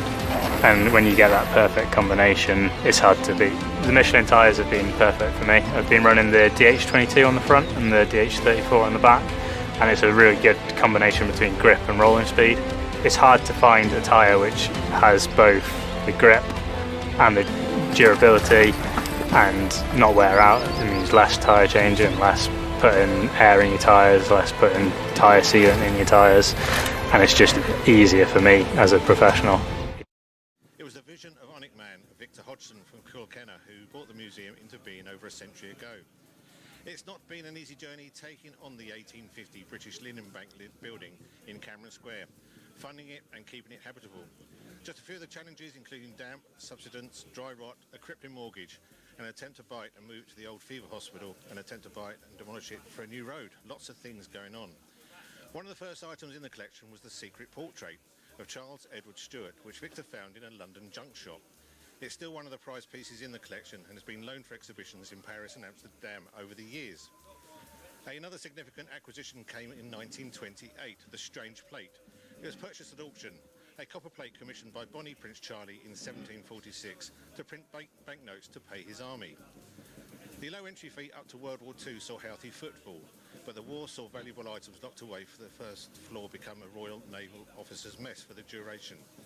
After the war, things were a bit rocky from time to time with petrol rationing and even the 1964 typhoid outbreak in Aberdeen affecting visitors' numbers. Despite the museum's growth and redevelopment, footfall dwindled to less than 10,000 annually, so the decision was made to make entry free and rely on donations and income from the shop and use local volunteers. The gamble paid off. Pre-pandemic, the museum welcomed over 60,000 visitors, unheard of for over 50 years. Over the 100 years, the museum has acquired some objects of world-class importance, many of them with Jacobite significance. These include an amorphic portrait of Bonnie Prince Charlie, it's painted on a tray, and only can be revealed using a cylindrical mirror. It was discovered in the junk shop by, as we say, the founder, Victor Hodgson, back in 1924. Also proudly displayed is the internal panelling of the governor's room of the old fort at Fort William, dating back to 1690. This is the room where it is thought that the order for the signing of the Massacre of Glencoe was signed. Looking to the future of the museum, Dr. Chris Robinson, a director of the West Highland Museum Trust, said plans are underway to extend it significantly. The idea is to extend the museum into the high street with a shop entrance and redevelop the barn at the back of the building to increase the exhibition. It'll also increase storage, staff and much needed educational and research facilities. It will allow us to tell many more stories and continue to fulfil the ambition of Victor Hodgson that will be the museum's second to none in Scotland. The museum will also be staging a celebratory exhibition later this year. In other news, Cayley King, Fergie MacDonald is planning to celebrate his MBE with an unforgettable concert in Inverness this month. The accordionist has been playing music for nearly 70 years and has inspired generations of traditional museums. He was included in the 2021 New Year's Honours list for his services to traditional music, and now, a year on, will receive his medal during a private family ceremony at Eden Court on May the 20th. But wanting to share his success with fans, he plans to celebrate the honour with an all-star musical lineup for a memorable Highland party. He'll be performing some of his most popular tunes from the recorded. The Highland folk legend, accordionist and band leader will also be in conversation with BBC Radio Scotland's presenter and musician Gary Innes, talking about his remarkable journey in music and his personal life. Now 85 years old and currently recovering from a significant knee operation, the iconic band leader and musician will be the oldest person to ever have headlined Eden Court's Empire Theatre. Fergie said, getting an MBE is such a huge honour and I'm delighted to be sharing this achievement with my family. The fantastic band members who I've worked with for so many years and the amazing audiences who have supported me over the decades. He said it'll be such a special night at Eden Court and an iconic moment to be the oldest person to ever headline the venue. It'll be so fantastic to take a wander into the past, revisiting my musical highlights on the day that I was recognised for this prestigious award. Musician and shinty player Gary Innes said Fergie is a legend in his own right and is without doubt a Scottish national treasure. It is terrific to see him receive an award as prestigious as the MBE and the respect and affection he has gained so richly deserved for many felt long overdue. Fergie will be joined on stage by musicians Alan Henderson, Ian McFarlane, Addie Harper and drummer Hugh McCallum, plus a host of other special guests. Tickets for the Fergie MacDonald MBE party are now available. And weather-wise on this Thursday, Mostly cloudy with outbreaks of rain, heavy and persistent at times across Loch Arbor over the West Highlands. Your maximum high 15 degrees centigrade, 59 Fahrenheit, and that is your local news.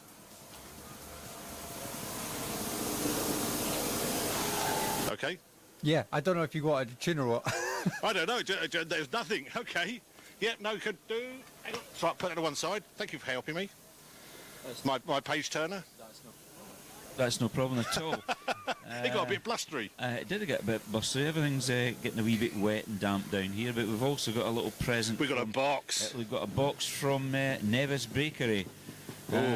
Twin packs, shortbread fingers. No way. Yep. Yes, it's all here. It's all happening here in downtown Fort William in the car park at the West End, aka Parc Ferme. There you go. It's getting close to a cup of tea time. I know that much. I know we've got Thought for the Day coming up 1:45. Yeah. Good. Well, I'll tell you what then. Should we play a tune and then we'll do some ads and that'll give you time for a wee cup of tea. Yeah. And that'll bring us back up to where we need to be. Can you play a tune for Mrs. W? I think she's texted you one through. I don't know which journey or. I meant to sort it out, but I was busy sorting news out. Hang on. What was it again? Jennifer Nettles, yeah. Is it stingy? That's what we need to know. Yeah, it's quite pungent. Is it? Jeff for Jennifer. Yeah. Yeah. Which one was it again? Drunken Heels. Sorry? Was it Drunken Heels? Yes, that's the one.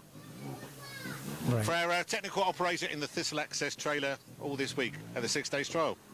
It means less tyre changing, less putting air in your tyres, less putting tyre sealant in your tyres, and it's just easier for me as a professional. It just does what I want it to do.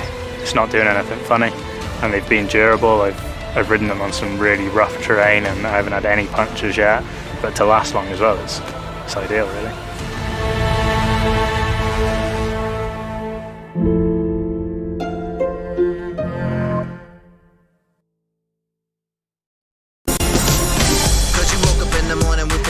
To move, so I make it harder. Think about it, so many people do be cool and look smarter. The world time has come to. Cause you woke up in the morning with initiative to move, so I make it harder.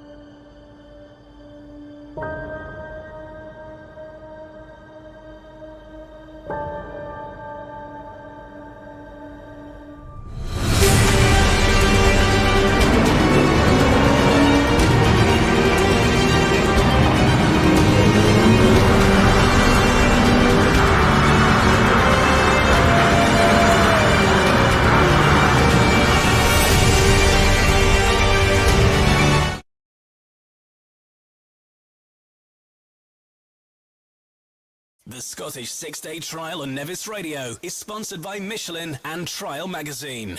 And also the Nevis Bakery shortbread fingers for the rest of this week. You say that really smugly because I've not gone on. Oh, we sort of cracked it open just to make sure they're okay before we sort of gave away. Don't. I've not had chocolate for ages and I'm getting a bit agitated about this. Don't be like that. Yes, we could do Zoom, but I could also do this. Yeah, okay. It's fine. I'll focus in a minute. There you go. Look at that. There you go. Hope that rubs it in a little bit. Yeah, it's all good. You know, I don't enjoy doing that. Yeah, very good. I get no fun. Also, while you've got a moment, got to give a shout out to the Guiseley riders, Carlos Casas, Nigel Scott and Sam Atherton, and of course everyone else from Wendy down in Bingley. Wherever you're listening to us and joining us from, a very warm welcome to Nevis Radio, the 6 Days Trial, sponsored by Michelin Tyres, Trial Magazine, Thistle Access, well, they're doing the trailer for us, Forlium Tool Hire. They've loaned us I'm going to call it a mechanical lift to get our aerial up, so thank you very much to the guys there. Yep. Lockheelnet for our internet services, and Dale down at the catering tent down in the good old car park there, the hub I think it's called. Indeed, I think we're actually live in the hire centre. So morning, Joe, if you're listening. Morning, Cammy, if you're listening. You got to get the shout in. It's a small thing really, but it makes a big difference, make life so much easier. Yes. And it really is appreciated. And they've worked with us many years, generators and bits and pieces, but no, it's always good. It's that teamwork. I was saying when we were chatting earlier to the other guy from, was it Gas, where it was, KM, you know what I like with names. It is everybody working together puts all this on. Indeed it is. See, Ali was having a wee watch earlier on as well from Lockheelnet, just to see how we're getting on today. The bearded wonder. So he's in and about. I think he's away splicing fibre optic today. He baffles me earlier. He just talks a different language. A bit like you, when you two are together, it's not good. Well, it makes things like this work. And when we get our engineer up as well, Martin, oh my goodness.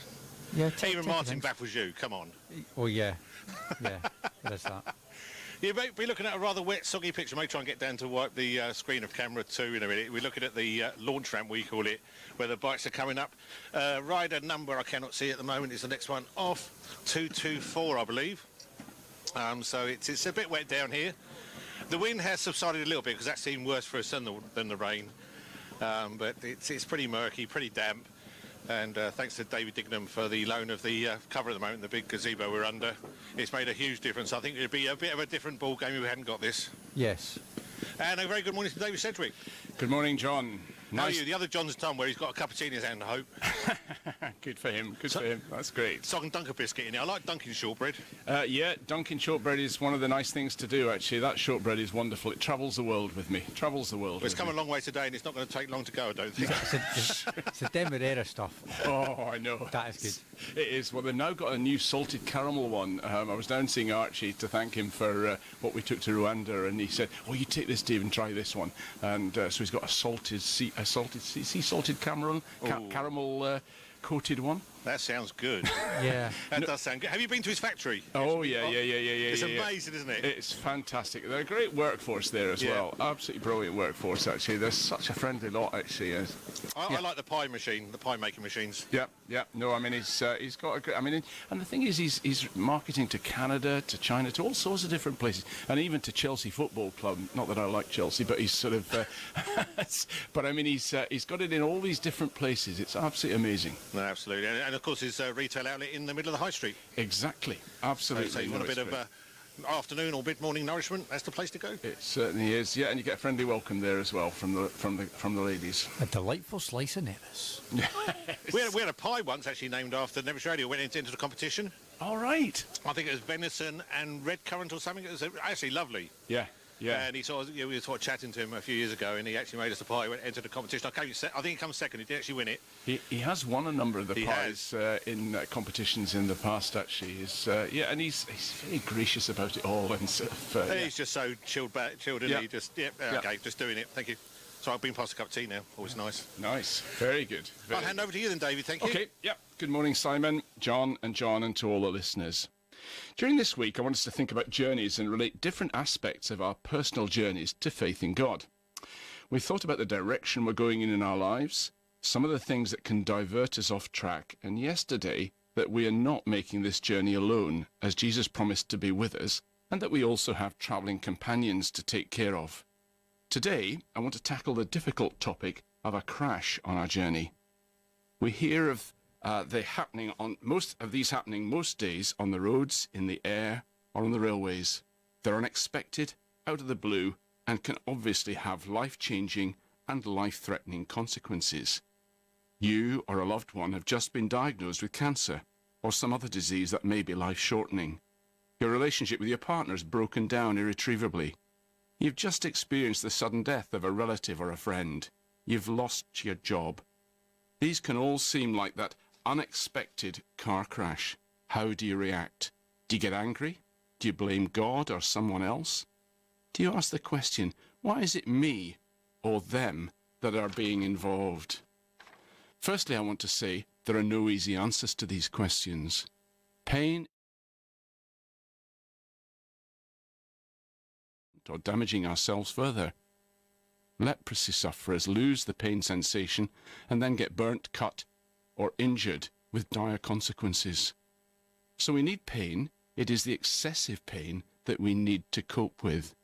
Pain and suffering are part and parcel of our planet, and we're journeying through life with God or without Him. We're not exempt from it. Philip Yancey, in his book, Where is God When It Hurts, suggests that pain is the megaphone of God, which He uses to communicate with us. Suffering offers a general message of warning to all humanity that something is wrong with this planet and that we need radical outside intervention. Also, that you cannot argue backwards and link someone's tragedy or pain to a direct act of God. Jesus, instead of looking back, asking the question, why me? He points forward, answering a different question. To what end is this suffering and pain leading? The Bible's approach is not to give definitive answers to the backward-looking question of the cause to the why, but the Bible does hold out hope for the future, that even suffering can be transformed or redeemed. In every case, suffering offers an opportunity for us to display how God works. As you know, I've just returned from Rwanda, which had Genocide Memorial Week last month. 28 years ago, almost 1 million Tutsis and moderate Hutus were murdered in 100 days by their neighbours. Can you imagine coming to terms with this? By acts of supreme grace and forgiveness, the country has risen from the dark depths. They're not looking back with vengeance. In fact, one of the first things they did in the new Rwanda was to abolish capital punishment. There's a new hope looking to a better future. Many of them also know that this life is transitory in preparation for a life in eternity. As we struggle with our own crashes in life, it's important to look upwards for strength and forwards in hope. Leonard Cohen's song Anthem may sound a bit depressing, but let the chorus caress your heart, mind and soul. Ring the bells that still can ring. Forget your perfect offering. There is a crack in everything. That's how the light gets in. Let's look for the cracks in the dark places and let the light get in. Thank you for listening.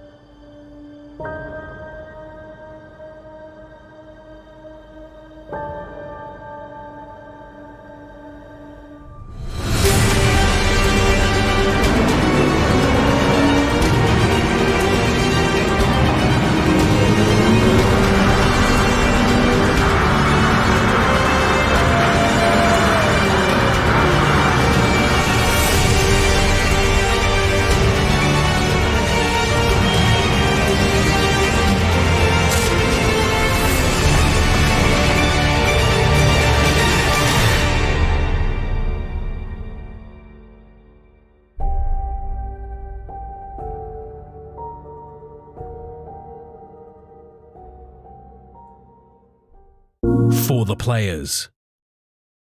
The tyre is such an important part of your bike. It's the only part which touches the ground. And when you get that perfect combination, it's hard to beat. The Michelin tyres have been perfect for me. I've been running the DH22 on the front and the DH34 on the back, and it's a really good combination between grip and rolling speed. It's hard to find a tyre which has both the grip and the durability and not wear out. It means less tyre changing, less putting air in your tyres, less putting tyre sealant in your tyres, and it's just easier for me as a professional. It just does what I want it. Sponsored by Michelin and Trial Magazine. That's quite a strange tune, but you know what? It gets in your head. Does a bit. It certainly does, John. Yeah. It's very hard to put your fingers to say. It's the way he's sort of, coming across with it sounds quite morbid, but actually it's quite uplifting when you're listening to it. Yeah, absolutely. Looking into those cracks and looking for the light through the cracks is I remember a guy walking down it who'd been sort of sent off down the high street and actually saw the flowers appearing between the paving stones, and it sort of spoke to him as well, saying there is something, although it's hard as the stones and everything else around it, the flags and things, but here are these flowers popping out of these cracks. Absolutely right. But it is tough for people. I mean, we talked about Gary McLennan earlier on in the week there, and him and Paul riding for Macmillan, and these people bring light into people's lives as well, Yeah. You're right, David, and we had our guest there, Gary MacDonald, and he didn't allude too much to his personal life, but his fiancée Jo is currently going through cancer treatment, and that is why he's not riding the Scottish 6 days this year, because he's having to cope with all these things. And it's not just the patient that has to deal with cancer; it's the people that are all around him as well, the family. Exactly. Yeah. Exactly. Absolutely. And you've got to get inner strength. Yep. And as I said to him, because we've experienced that in our family as well, you've got to keep positive all the time. You've got to keep pushing forward with it all. Yeah. There's no point looking back and asking why and getting critical and things and what have you. You've just got to keep looking forward. And That's right. Gary's such a great ambassador for Loch Harbour and for anything on two wheels and even on two legs.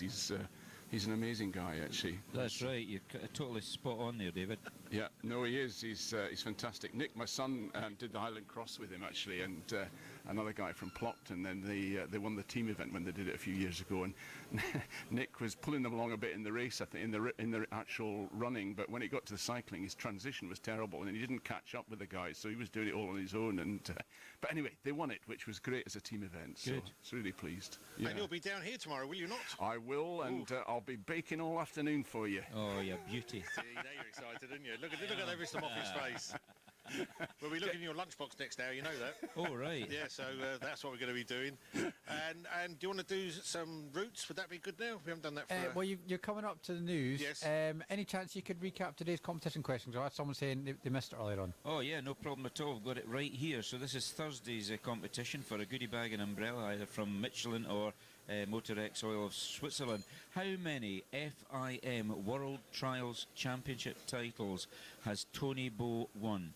How many FIM World Trials titles has Tony Bow won? And the second question is, which radio station is at the Scottish 6 Days Trial? And the hint is, it's been here for a few years now.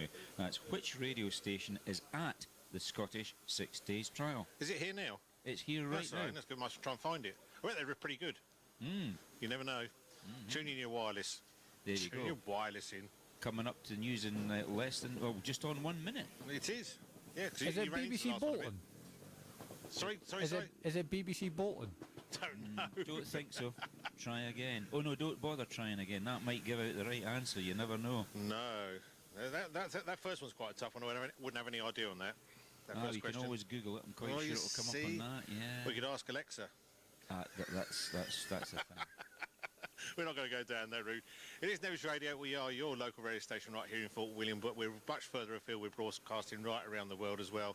Wherever you are listening, it's great to have you there. Do get in contact with us. Say request dedications, comments, even good or bad. We like to evaluate and see how we're doing. We'll be back straight after the 9 o'clock news, keeping you entertained and informed.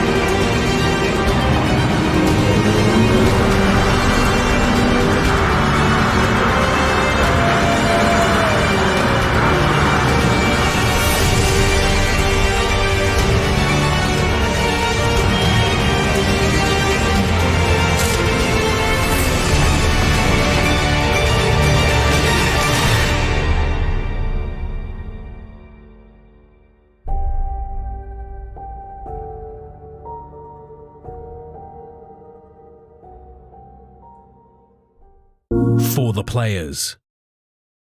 The tyre is such an important part of your bike. It's the only part which touches the ground. And when you get that perfect combination, it's hard to beat. The Michelin tyres have been perfect for me. I've been running the DH22 on the front and the DH34 on the back, and it's a really good combination between grip and rolling speed. It's hard to find a tyre which has both the grip and the durability and not wear out. It means less tyre changing, less putting air in your tyres, less putting tyre sealant in your tyres, and it's just easier for me as a professional. It just does what I want it to do. It's not doing anything funny, and they've been durable. I've ridden them on some really rough terrain and I haven't had any punctures yet. Of the Scottish 6-day trial. Day 4 indeed. Nevis Radio, we are down in Parc Ferme. Been here since Friday technically, but broadcasting live since Monday, and we're going right through till Saturday until the very last competitor passes through, past behind us. Last rider leaves on the Saturday, the 7th of May, but today is the 5th of May, Thursday. Get that in my head. You got it right now? I've got it right now. So it's the 4th day on the 5th day? 4th day on the 5th of May. There you are. Happy now. And we've had a couple of guests in this morning. We had Richard Ellis of KTM UK, and we've also had Gary McDonald, the most successful Scottish trials rider of all time, and now into these cycling, cyclocross, etc. So we had Gary in at 8 o'clock this morning. Yeah, been good. Been good. It's just catching other people's views on what they're feeling, things are going like, and yeah, and all the history which goes with it. Yeah, it's an interesting event in itself. It is, I mean, it's got heaps of history because it's over 100 years old. I think it's 109 years officially old. Yeah. And it all kicked off in 1911 with the Edinburgh District Motor Club taking over the Scottish Trial, as it was called then. It had been run by a conglomerate of a conglomerate of clubs prior to that. I think it actually started in 1909 as a 5-day event, and then increased to a 6-day event. And then the Edinburgh District Club took it over, the company took it over in 1911. It's been running ever since by that company. Has there been discussions to even make it longer?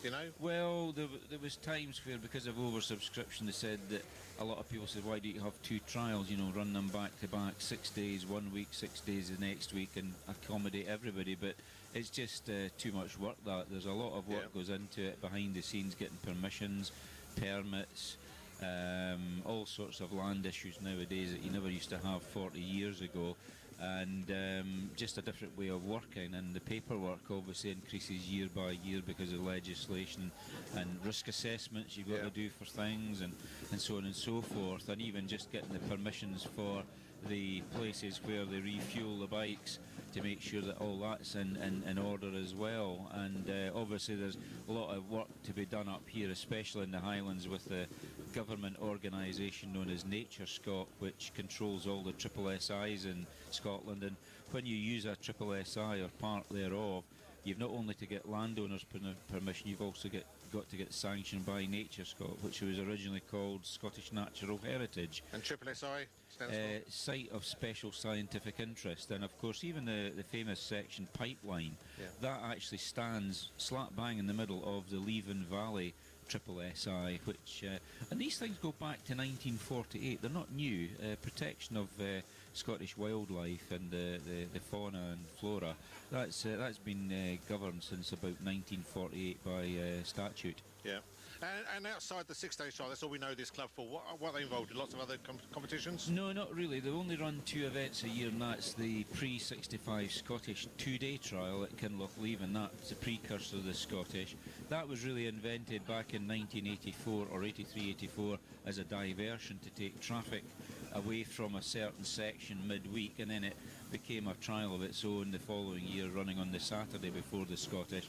And then it was Jock McComsky put it to the pre-65 committee to make it a 2-day trial, something that we followed at Inverness under the suggestion of Jock McComsky, that we also go to a 2-day trial, because a lot of English riders coming up, it's a long way to come up into the Highlands just for 1 day. So we also followed suit and made our Highland Classic a 2-day event. But the Scottish 6 days, it is the main one, and the Edinburgh District Club have always specialised in those events for many, many years, probably 50 years, maybe more. Yeah. I can't actually remember ever riding since 1974, I can't remember riding in an event that was organised by the Edinburgh and District Motor Club other than the Scottish, which I rode once in 1977. Yeah, no, it is great, and it is well organised.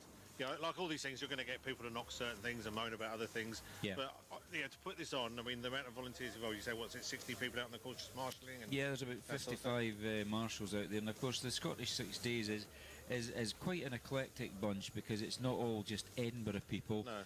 There's local people actually take a hand in it. I know in our club there's 2 that are down this. We've got 178 members up in Inverness, and there's 2 of them down working as part of the committee. That's Lee Bremner and Pete Bremner. Pete's a life member of the Inverness District.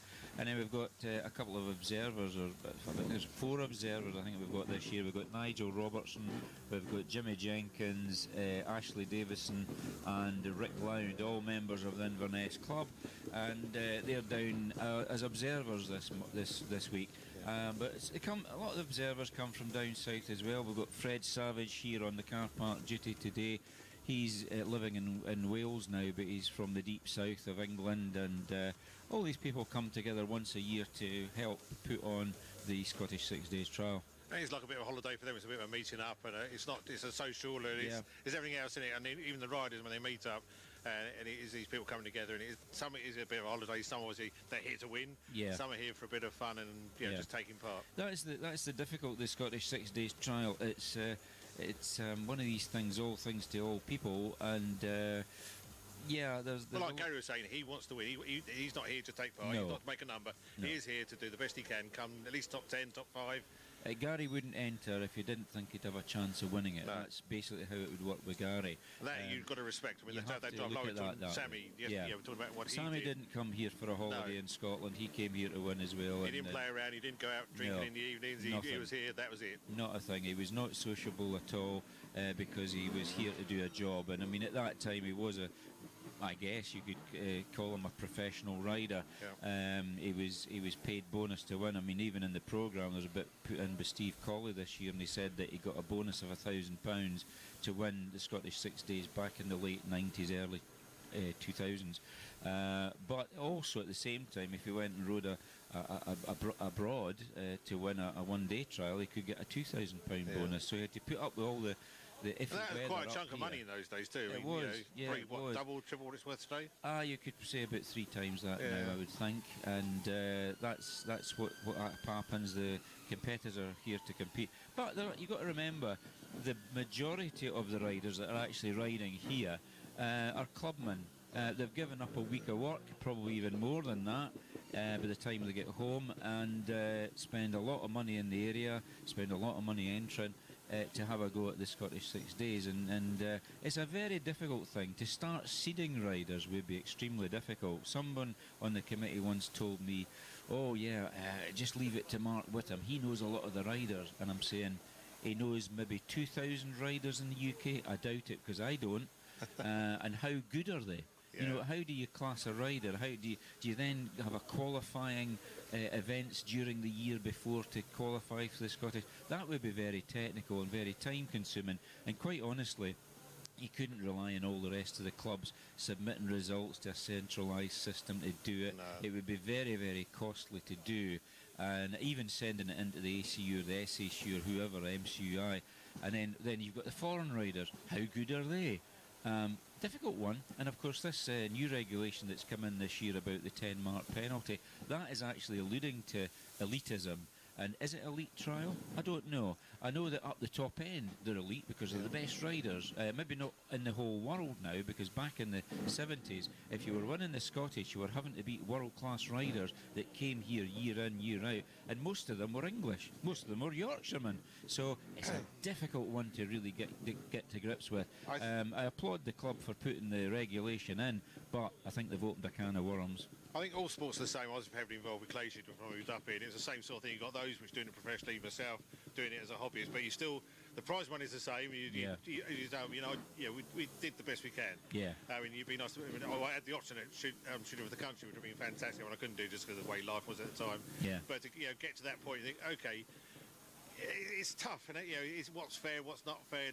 I think every sport's the same. That's right. Every sport. It's not just. I know we mentioned here, but it's how to make those rules as fair as possible for everybody. As possible. Yeah, that's right. What you come down to. I mean, let's be honest about it. We don't want to go back to the years in the 1990s when the Scottish 6 days dropped to about 150 entries because nobody could be bothered entering it. Yeah. And I mean, I remember there was some. How worrying was that for the competition? Sorry. How worrying was that for the competition? Very worrying. It almost finished the trial. Yeah. And I remember some guys from Ferme nipping along the road to Fraz's house and saying, "Fraz, McPherson, do you want to ride the trial this morning?" And that was on the Monday morning. No, that's not how it should work. You shouldn't get an entry on the day of the trial having never entered. No. I mean, but that's what they were forced down to. But fortunately, with the foresight of Peter Stewart and Willie Darling, they put their heads together and decided to go back to the no-stop type of marking, which encouraged more riders back into it, and it became a bit more user-friendly. Riders were allowed to ride round with their mates and things like that, just to make it a little bit more acceptable, and they got the numbers back up. But slowly, if you actually look through the entry lists over the years, you can see it building up back to what it was, which was well over 200, up to about 250. Then they took it up to 275. Now it's up to 280, 288. Yeah. And it's there again, and it makes the whole thing work. But if you cut that entry in half, it's not a case of making money. It would make a loss, and you can't sustain a loss year on year without either heavy promotion, i.e. sponsorship, and the money's light on the ground now. A lot of companies are struggling, so they can't afford to write off £30,000-40,000 to put a show like this on the road. It's very, very difficult. Trials should actually self-suffice. It should wash its own face. That's the way it should work. There you go. It is 13 minutes past 9 exactly. I think you need to choose a tune, Mr. Aberley. Oh, sorry. I'm trying to share the Just Given link for Gary and Paul at the moment, and Right, okay. Facebook's giving me a hard time. Yeah, I had a tune in my head this morning, so I'm going to find that. And social media, that's obviously still going quite strong for the competition and just getting in contact with us. Oh yeah, plenty of people in touch. Geraldine's been in touch. She phoned up from Malig. She's enjoying the chat this morning. So hi Geraldine out Malig way. Also, I've got a few emails in with answers, so that's all good. People still using the WhatsApp. So if people do want to get in touch with any general chat or a shout out, or if they got an answer for today's competition, you can WhatsApp or phone the studio on 01397 706 100. You can text us, just text 82228, put Nevis at the start, and that text will charge at your normal network rate for that. You can email us at studio@nevisradio.co.uk. Alternatively, you can find us on social media under Nevis Radio Official on Facebook, Instagram and YouTube, which obviously you can watch our video feed and chat there too, or you can tweet us at Nevis Radio or use a hashtag SSDT2022. Fabulous. Well, tell you what, you play that tune, we'll come back and we'll have a look at the results for Wednesday. Certainly can. We haven't actually done weather yet. Do you want to do we not? I'm just, there's a big ship coming in, look at that. There you go. Oh, there's maybe their camera like operator will get over there. I bet there's a green tent in the way. There's a tanker of some kind. A tanker of some description. I think it could be for the wood. I bet it's for the wood yard. I'll tell you what, we'll play a tune, you look at the boat, and then we'll do some weather. It's not a boat, it's a ship. A ship, okay. We'll do weather, and then you can do that bit. Right, we're doing weather now. Are we doing weather? I don't know. No, are we? I'll tell you what, let's do weather first. Right. Nothing like a bit of a live planning meeting, is there? Right, here we go. Today's weather on Nevis Radio, brought to you by Thistle Access. It's going to be pretty cloudy with outbreaks of rain, heavy and persistent at times, especially across Loch Harbour and the northwest Highlands. Maximum high today is just going to be 15 degrees centigrade, 59 Fahrenheit. Tonight, a cloudy evening and night with rain at times. It's most persistent across the west. Drier weather spreading from the northwest later on. It's going to be mild, but there'll be a brisk southwesterly winds in the north-east-west, easing later on. And a minimum overnight low across Loch Harbour, 9 degrees centigrade, 48 Fahrenheit.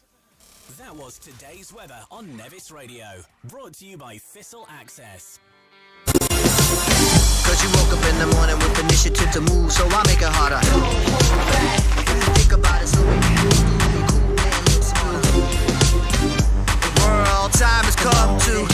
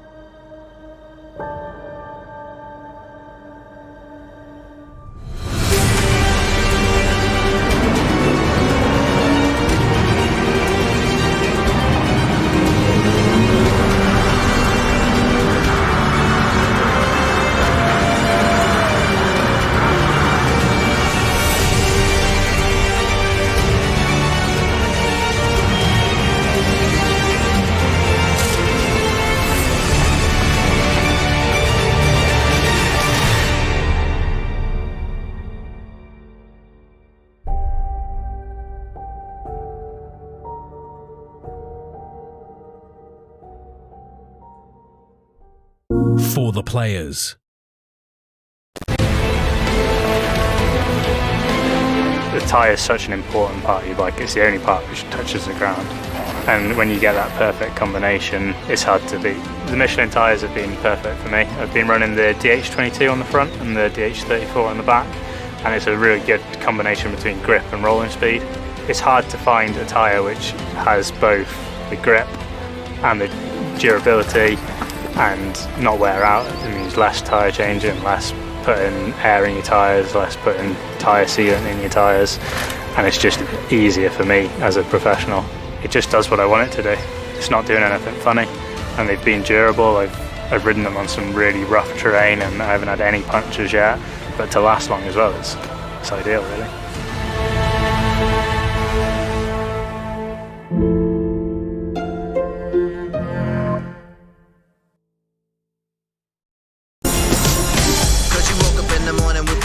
To move, so I make it harder. Think about it, so many people do be cool and look smarter. The world time has come to. Cause you woke up in the morning with initiative to move, so I make it harder. Think about it, so many people do be cool and look smarter. The world time has come to. In the morning with initiative to move, so I make it harder. Think about it, so cool and look smarter. The world time has come to. Cause you woke up in the morning with initiative to move, so I make it harder. Think about it, so many people do be cool and look smarter. The world time has come to. In the morning with initiative to move, so I make it harder. Think about it, so we do be cool and look smarter. The world time has come to.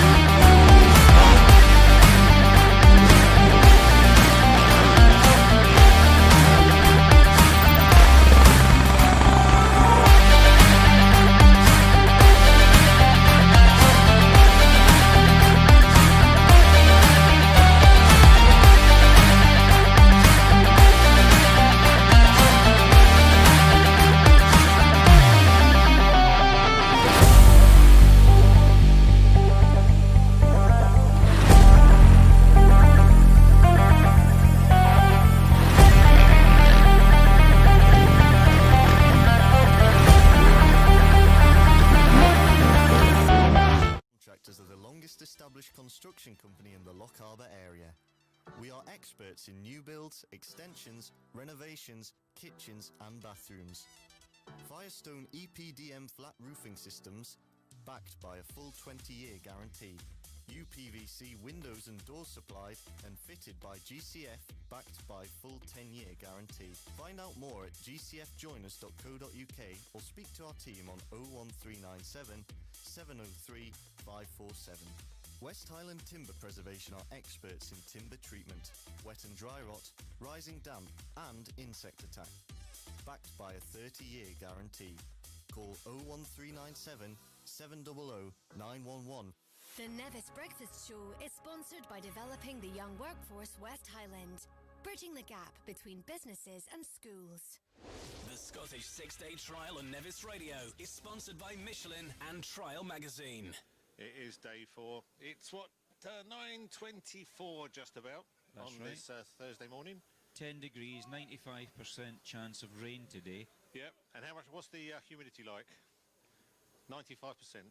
95%. A lot of people around the country putting crosses in boxes today as well.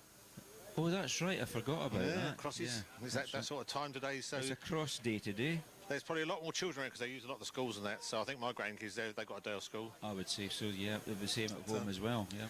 It's a funny old day. It isn't. A funny old day. A funny old day. And of course it's rather wet at the moment. Yeah. A little bit windy. If the wind wasn't about, it would be a bit pleasanter. But I was looking down the loch earlier, and the hills were coming into view. Looked as though it was brightening up, and they've gone again. Still a bit brighter down the loch, but who knows? It's all season, 4 seasons in one day sort of thing. But we're now getting the video link just in the Parc Ferme, and you can see how miserable it is.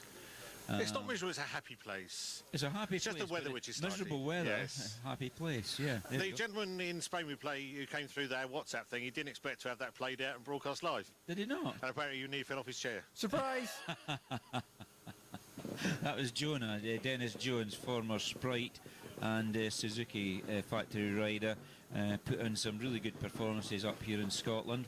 And even I think the best performance was on a 250 Greaves. He came third in the Scottish 6 Days trial, so no mean feat. But unfortunately, Jonah was a bit outspoken, and he lost his Greaves factory ride because I think he said something a bit naughty to someone, and the bike disappeared back to the factory.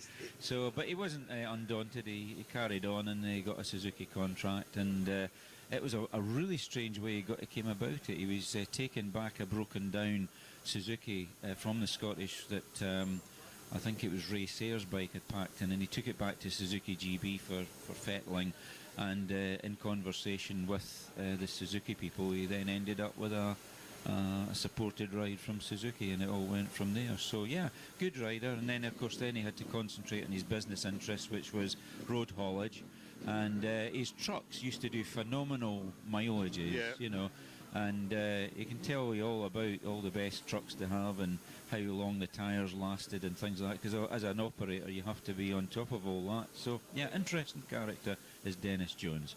You've got about an hour to take part in the competition before we select a couple of winners for today. Yeah, and we've got the questions which are the following. There's 2 questions. How many World FIM Trials titles does Tony Bowe have under his belt? How many times has he won the World Trials Championships? That includes indoor and outdoor, of course. And the other question is, which radio station is at the SSDT this year, covering the SSDT? Which radio station is at the 2022 Scottish 6 Days trial? Your team today here on Nevis Radio is John Moffat, the expert, the guru. And John Weller. Dan, or Lucy as he's known now, he's on the camera there. Mrs W's in the Thistle Access trailer, doing all the technical picture-y stuff and sound stuff in there, and Simon Abley back at HQ. HQ. That'll be the one. That's it. Now, I've got a couple of things to go through here. What have I got? I got a request for a tune. Could we play Kayleigh Howden's latest efforts, which I think we'll try and fit in if that's all right. Yep. Also, apparently, Gary's messed me up. I played the wrong Lady Gaga tune. Sorry. I've got to say good morning to Joe as well, and I'm going to find that other Gaga tune. We'll probably try and get that in after 10 o'clock if that fits. We can work something out like that. Yeah, we can do that. We're going to do, is it results now? Or route? We'll do route. We'll do route. We're going to do route now then. Yeah, just let Mrs W know. So while you're getting that organised, also can we give a shout out to Geordie Hinney, who's watching the trials today. Also a big fan of John Moffat. I see you later now. Wow. I'll tell you what, can we get that up next? What's that? Geordie Hinney. Geordie Hinney. And that could go Size down what we're talking about. That could actually go out to all the North East riders that are taking part in the 2022 Scottish 6 Oh, wait Days. a minute. Is this It's a tune. Is this song, is it? Yeah. Type in Glasgow. Oh, man. I've got all this set up and you've ambushed me. Well, right, Glasgow. Welcome to live radio. That's live radio for you. And a lot of the North East riders have taken part in the Scottish 6 Days trial over many, many years. And when we get this tune up, we'll just go quickly through the route. Yeah, we'll do the route first. Here we go. Right, the first group of sections today, Thursday, the 5th of May at the Scottish 6 Days Trial 2022. The first group of sections, Group A, 4 sections at Sleach, which is on the West Highland Way. So if you're walking today, just be careful. There's some bikes out there today. First rider should have been there at 7:50 this morning, so they should be well through that. Second group of sections down at Kinlochleven is the Kennels. There's 2 subs there. First rider was there at 8:15. Then over down through the town and into the southern Loch Nevis. What's it called? Loch Leven. Loch Leven, maybe. Loch Leven. What's it called? Down to Papa Glencoe. 2 sections there. first rider there at 8:40 this morning. Then down the A82 to Clachaig, near the Clachaig Engines, Group D. At 9 o'clock was the first rider to be there. And then down the A82, a bit further down to White Corries at Chairlift, 2 sections at Chairlift, first rider there in about half an hour's time. Group F, 3 sections further across the General Wade Military Road, the old road, Bauhaus, 10:25, the first riders there. Then they go across down to Achalader, where the lunch stop is being held, and then off they go to Gorton. They go through near Achalader Farm and out onto the hill at Gorton. There's 3 sections there. First rider there at 11:20. Then over the hills and across Rannoch Moor to Dunnan. There's 2 sections at Dunnan. First rider there about 12:30. And then over to Carrower. 2 sections on the Carrower estate. First rider there at 1:30.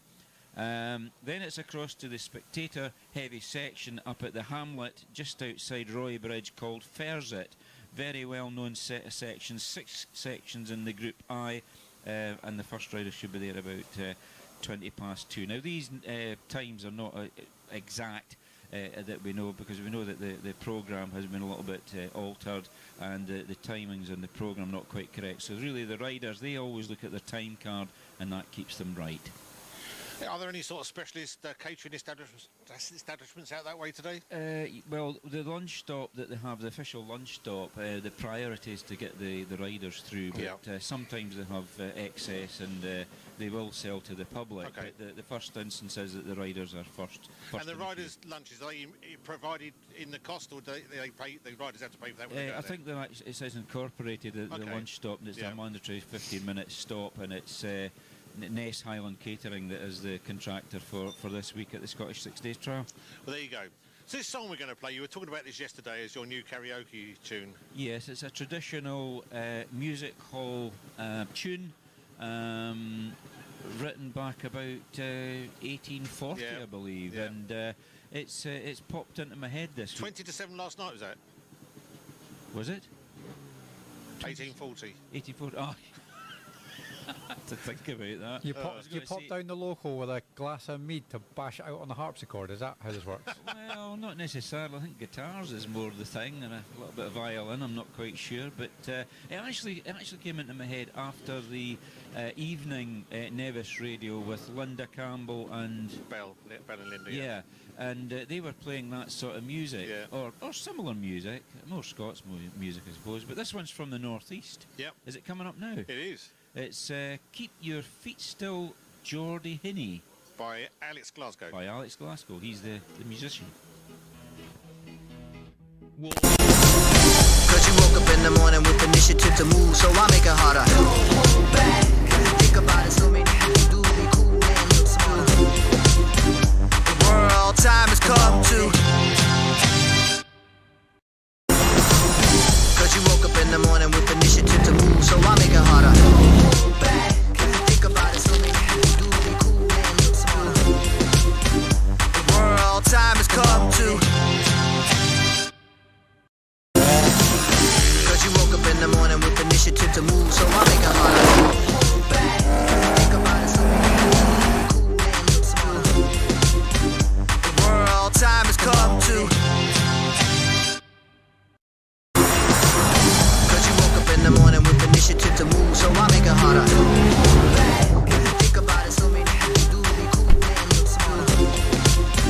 The world time has come to. You woke up in the morning with initiative to move, so I make it harder. Think about it, so we can do be cool and look smart. The world time has come to.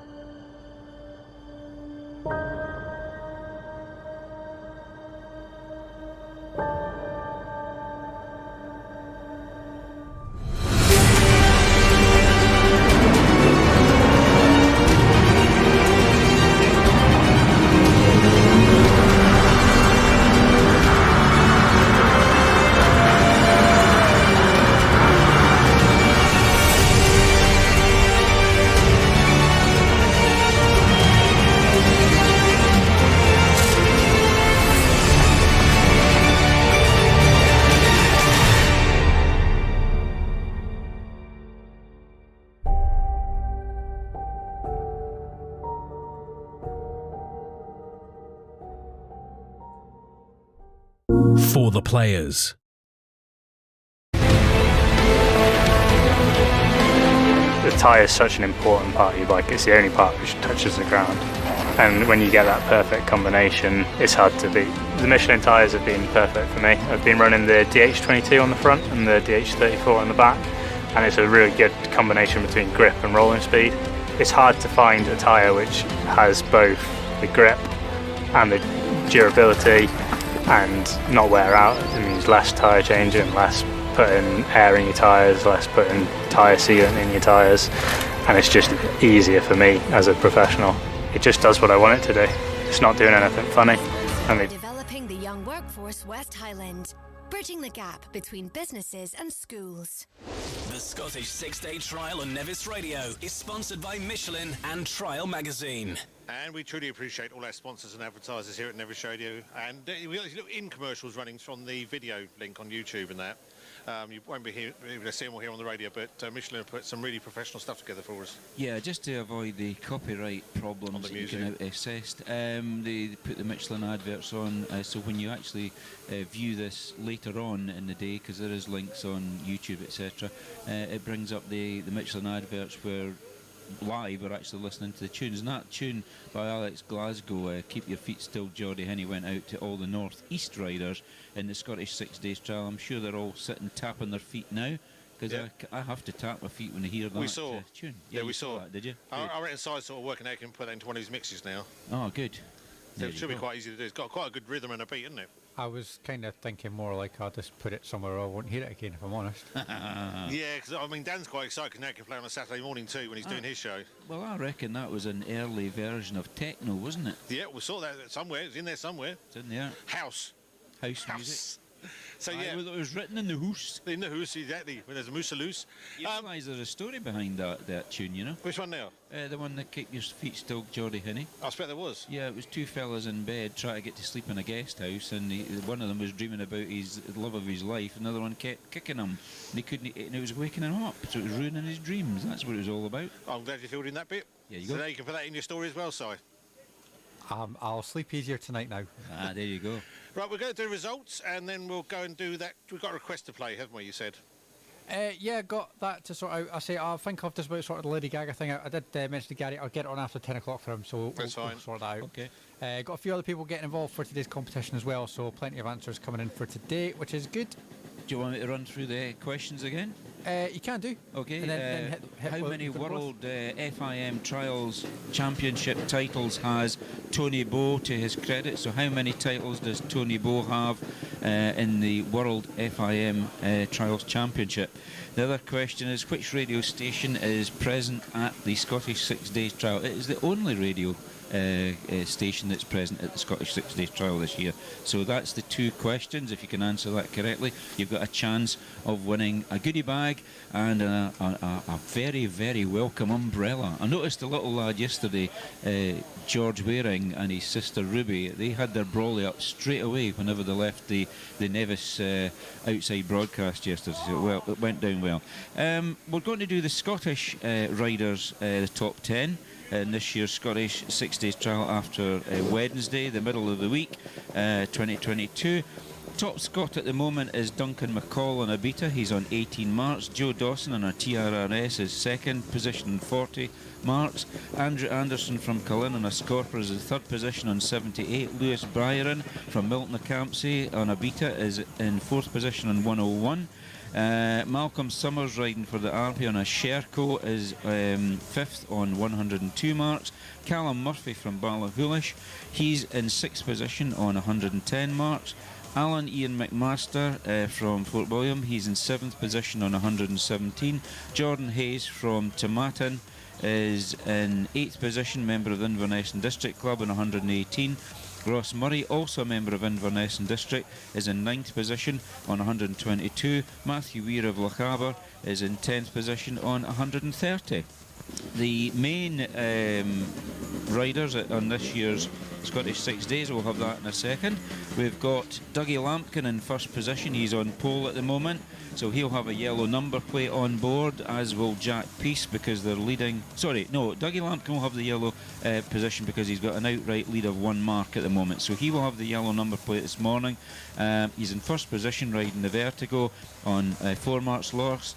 Jack Peace is in second position on 5. He's on an MRS Sherco, as is his brother Dan Peace, who's in third position in 7 marks. Richard Sadler on a Vertigo is in fourth position on 7. James Dable on the Beta in fifth position on 9. Guy Kendry on a Beta is in sixth position on 10 marks lost. Billy Green on the Scorpa is in seventh position on 11 marks lost. Dan Thorpe on a Gas is in 8th position on 12 marks lost. Michael Brown is in 9th position on 12, also on a Gas, and Ross Danby on the TRRS is in 10th position on 16. And we will actually hopefully have the importer of the TRRS machines with us at 10 o'clock. I'll go and get him in a little minute. A little minute? Is that the same time as a bacon roll, maybe? Do you want your breakfast served? Well, that'd be a good time to do that. Good time to do that, because I'll actually be passing the TRRS camp en route. So you can multitask. No, what that means is he's going to be ages. No, it wouldn't actually, because I can multitask. I can do 2 things at once, or achieve 2 activities at once. Let's put it that way. Before you do that, would you like to have a little look at a video? Okay then. See if we can do that. I know we've kind of half prepped this up. I think it was actually a video you sent me of your son Stephen. Yes, it wasn't taken by us, but yeah, we have it up now, I think. Ready to roll. Coming. If you want to talk us through that. This would be Lower Mamore, we reckon, yesterday morning. It was the first rider up, number 97, Stephen Moffat on the Vertigo, almost over the handlebars there. Now this shows you the front runners, that they'll have the same problem today, as the sections are very, very slippery. He's moving up there, getting onto there. Notice the back wheel spinning on that rock. He's really struggling now to get the bike lined up, and away he goes up through the section. Knocks over a card there, unfortunately, so the observer will have to reposition that card, we reckon. But I would say, if I was observing it, definitely a 5, because he did stop. He completely failed the section there. Now, normally, had he been riding that section in the National, whatever, he would have probably had a good chance of a clean. But you can see there, he's struggling there. The bike dived into a hole. He went almost over the handlebars, recovered it, kept the bike going. Slid on that big rock step there. You can see it's all covered in slime. Neil Wilson there, 107, watching him up through the section. Does fight his way through, so it's a bona fide attempt. This is what all the controversy is about. You've got to make an attempt at the section. So Stephen's having a go at it. He's not a believer in taking a 5 and incurring now a 10-mark penalty. So that was Stephen Moffat there, rider number 97. You can see how difficult it was yesterday under the conditions. Very, very slippery underfoot. Hardly able to stand on these rocks with your feet and try to ride a motorcycle over it. So he gave it a good go, but disappointed that he got a 5, I reckon, in that section, but gave it his all. But he stayed on. He stayed on the that bike, first note when he was always going to go over the top. He was almost over the top, so we saw that last night. That part where it looks like the front wheel's sort of gone down into the water and obviously has hit that large rock. Yeah. When the riders are scoping the sections out, obviously it's never something I've done because I don't do these kind of things. Did they take into account things like the depth of the water and the flow and everything else, as well as where the rocks are to where they're going to sort of try? Not really. They're more interested in what's under the water than actually the water itself. The water takes care of itself. You've not got much resistance against the trials bite unless it's in flood, obviously, and that can be dangerous. But no, they're looking at they walk the sections, they put their foot down into the holes which is filled with water, normally get their feet wet just to check what's moving underfoot, because if you're riding over rocks and there's a particular rock that rocks about, it's going to knock you off balance, and they're trying to compensate for that, anticipating that rock will move under them. And the bedrock stuff that you saw him slipping, the back wheel was sliding on, that doesn't move, but it's very, very slippery. You're trying to gauge how much grip you're going to get on that particular rock with your foot. And unfortunately, being the front runners, as we were explaining earlier this morning, the guys out front have all the work to do because there's been nobody through the sections before them, and obviously they're groundbreaking at that point. They're trying to get the slime off the rocks. So good attempt, and he didn't shy away from it. Give it a go. And that's what competition's all about. So that's it. Was he pleased with his effort getting through there? I mean, you report back on it. No, because because he didn't manage to get through for a 3 because he didn't keep the bike going. In my opinion, if I was observing that section, I would have given him a 5 because he hit the rock and the bike stopped dead, and then he pushed it on to get it going again, obviously, but the cause was lost when he almost went over the bars. It's like hitting an immovable object. I've seen it before with riders, and they've remonstrated with me, but you say to them, well, wait a minute, you hit that tree. Yeah, but it didn't stop. Yes, you did, because you hit the tree. It wasn't going to move, and you actually went backwards. So, unfortunately, it's a 5, mate. But there you have it. But no, not controversial. Definite 5. But it just shows you how difficult it was riding up the front yesterday. It would probably get a bit easier after 30 or 40 bikes had been through. It would certainly begin to grip after that. But very, very slippery. And it'll be like that today as well. Unless they're using sections at Parc Glencoe, for example, has maybe been used before. I'm not quite sure. They maybe altered it. But the going is very, very hard this year because of the fact that there's not been a Scottish for 2 years. So a lot of the favourite sections will need scrubbing back in again. Yeah, it takes a bit of time. Yeah. Well, we've got that request to do. Have you there? We do indeed. So I've got a tune from Kayleigh Howden coming up. There's a local lass from Fort William. Yeah, sorry, 2 seconds. I'm just setting things up here. Right, yeah, we can do that, and I'll be back after this.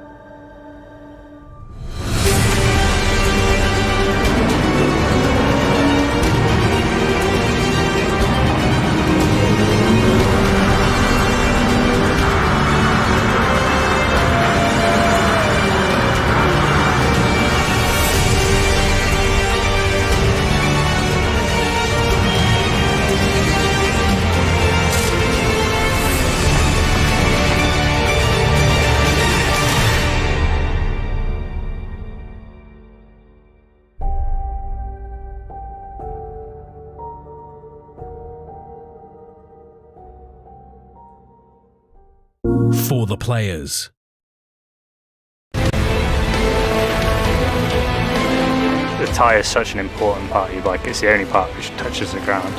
And when you get that perfect combination, it's hard to beat. The Michelin tyres have been perfect for me. I've been running the DH22 on the front and the DH34 on the back, and it's a really good combination between grip and rolling speed.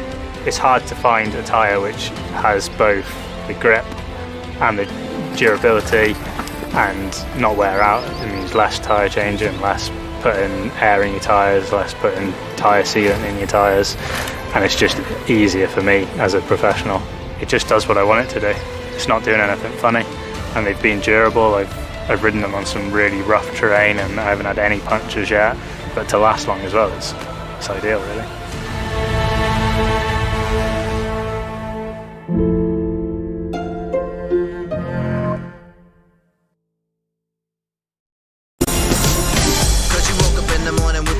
To move, so I make it harder. Hold back. Think about it, so many people do be cool and look smarter. The world time has come to. Cause you woke up in the morning with initiative to move, so I make it harder.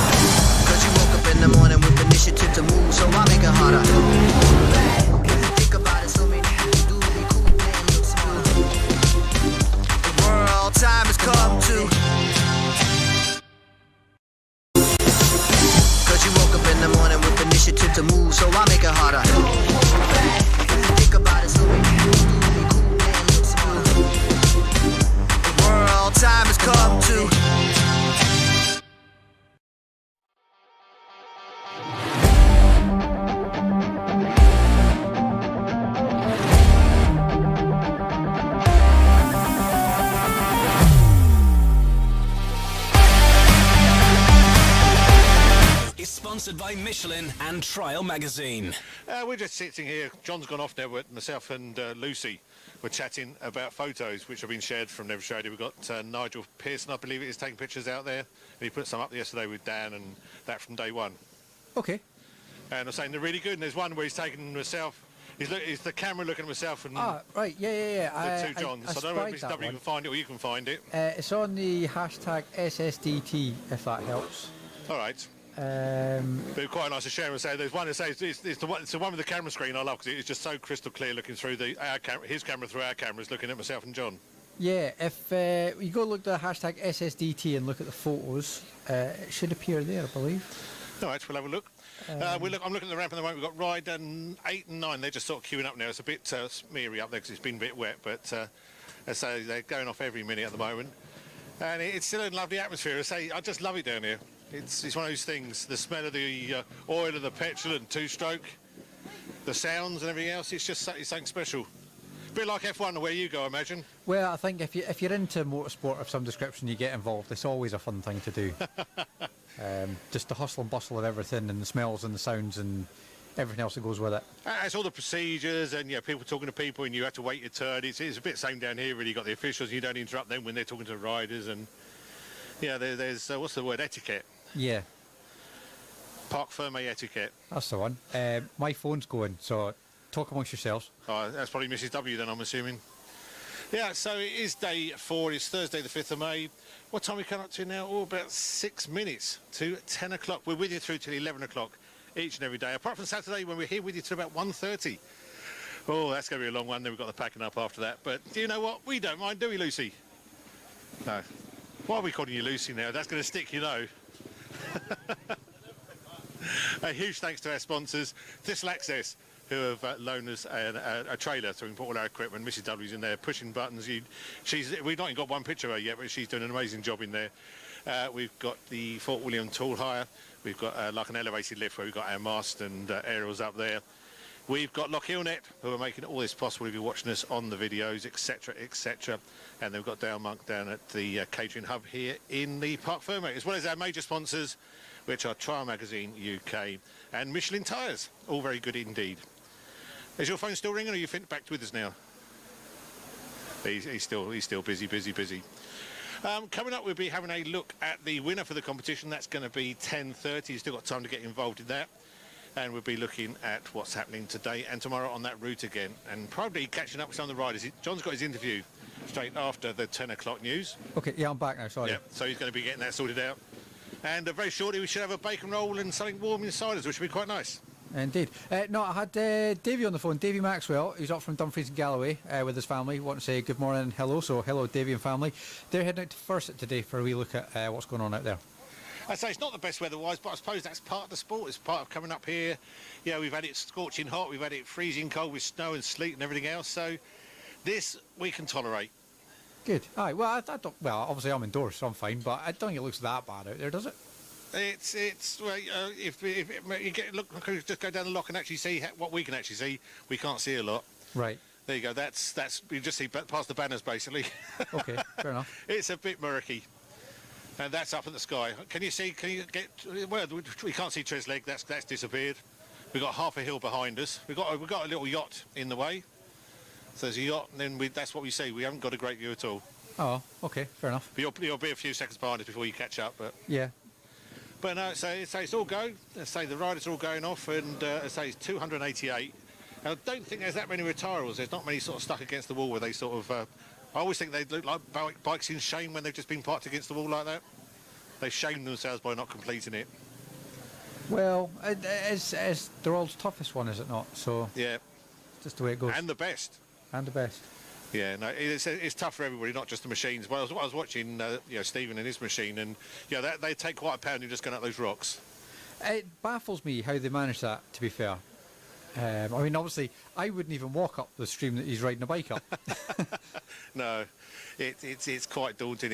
I was watching it last night. You were. It is what it is. No, it's all good. Anyway, right, what we are? We're at 3 minutes to 10. Yep. Do you want to do a tune to the news for a change? Let's do that. Now, why don't we do that? John will come back then, and he's got his chat afterwards. I'm saying that, and I've just realised now I've got to find something that fits, don't I? Oh, you just I don't know, something modernish. Something modernish. That might fit. We'll go with that. Right, okay. To the news we go. Eric Preds.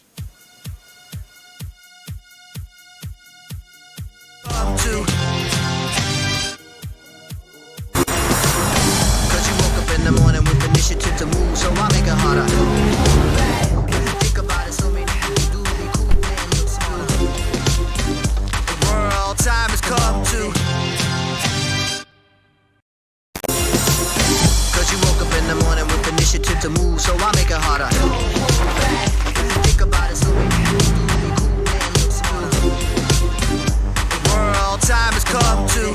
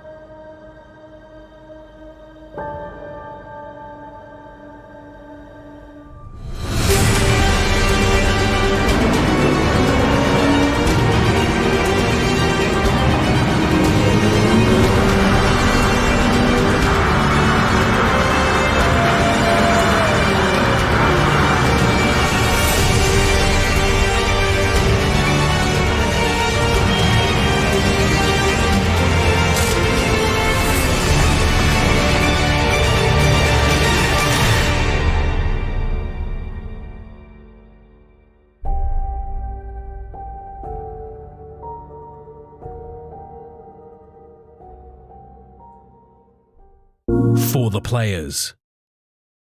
The tyre is such an important part of your bike. It's the only part which touches the ground. And when you get that perfect combination, it's hard to beat. The Michelin tyres have been perfect for me. I've been running the DH22 on the front and the DH34 on the back, and it's a really good combination between grip and rolling speed. It's hard to find a tyre. When you're caught in the middle of breakfast, it's terrible. Welcome back. Breakfast is terrible. Is that what you're saying? Sorry? Breakfast is terrible.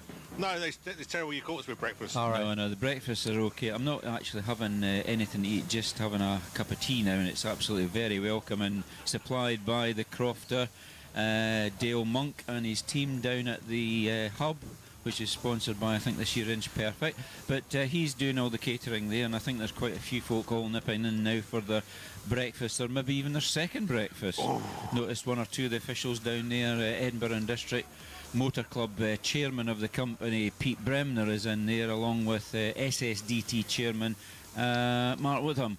And of course there'll be a bit of a there will be a bit of a change around next year, because this is the last year that Jeff Horn is actually going to be clerk of the course, and that will be taken over, the helms will be taken over by David Dignan, local man from Roy Bridge. And at some point we need to catch up with both of them, don't we, if we can? Who's that? Jeff Horn and David Dignan? Yes. Yeah, well, if they can. I mean, Jeff's planning to come in at some point. I spoke to David this morning. David come and said hello, which is nice. Good.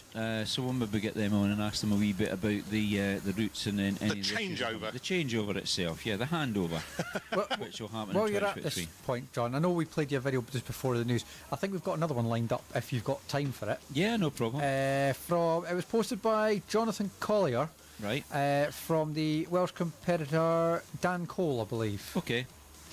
And I think it's up Trotter's Burn, looking at the comments on it. Right, yeah. So I think we've got that for you. Have we look at, and you can talk us through that one. See what's all Burn, about. a difficult section at Muirshairlich. It should be starting any time now. Let's have a look at this one. Yep, coming up the hill nice, up through the beck. And this is I presume this will be, that's just part way up the section. It's not the one at the very end, which is a really difficult section to get, but that looked to me very much like a clean attempt at it. Let's have a look again. His foot came off the rest, but it didn't touch the ground. He's not stopped. Kept going at a fair speed. Up there, yeah, no problem at all. Out through the ends car, so that would be recorded as a clean, no problem at all. Of course, there would be a few bikes through before this rider had come to the section. It was very, very slippy early on. I was there just at the start, and the bikes were going up through Trotter's Burn. Even the first section was with great difficulty because it was very, very slippery. It's not been used for a couple of years, obviously, with the COVID pandemic. So that was a good attempt, cleaned that section. That just shows you the difference when we showed the video earlier where Stephen was first rider up Lower Mamoor, and he had terrible trouble because the actual stream was very, very slippery. The rocks were very slippery, covered in that green slimy stuff. I don't know what you call it. I'm sure the scientists at nature. Algae. Well, yeah, I don't know so much of it. Is it algae? Is that what you call it? Oh, I would. I don't know. Yeah. So yeah, interesting, that big difference there. One thing we did pick up on while you were out for getting cups of tea and that. Obviously, the rocks aren't exactly small, are they, to jump over? At what point when you're learning this do you think we need to go up a size of things we can go up on a bike? How do you get to that point of going up stuff that really you shouldn't look like you should ride a bike up? Practice. That's the secret. Just get out on the bike all the time and ride with like-minded folk, and maybe even, get in the company of an experienced rider, such as Steve Saunders, for example. Steve has won this Scottish 6 Days Trial 4 times, and he's now here with us at Nevis Radio. And he has ridden this... He's ridden this event many, many times. He's stopped riding now because obviously he's got a business to run, but Steve has won it 4 times. And we'll get the inside line. We're just talking, Steve, about how you start in trials and you look at sections and you attempt them, and then you think, well, what can I do now? How do I get better? How do I get up rock steps, and how do I get bigger stuff? And I've said, get involved with like-minded people who have been riding trials for a while, and somebody who's very experienced. Do you think that would be right?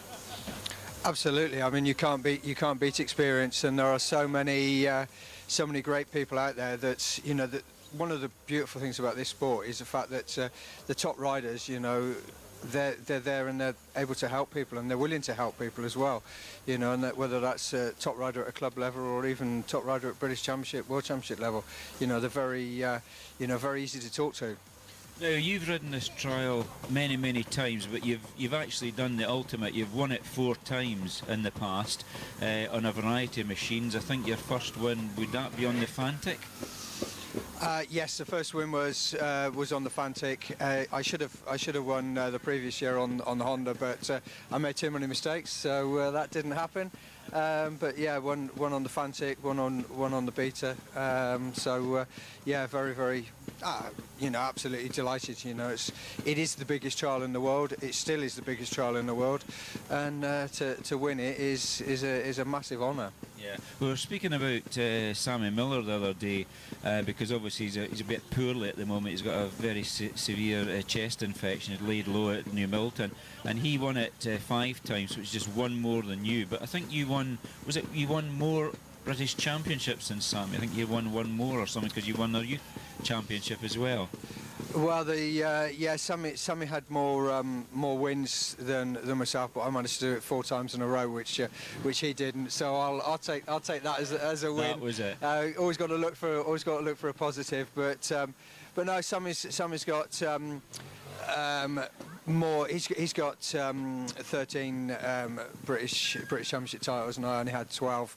But then I had in the 2 British Arena Championships and the 5 youth ones. So whenever I see him, I can wind those into him. But yeah, I mean, thankfully, I've pretty much had a great career, and so did Sammy, and so is the likes of Dougie now, so it's brilliant. And there's always somebody younger coming up to nip at your heels. I remember Yuri Vestarinen, who was 3 times world champion.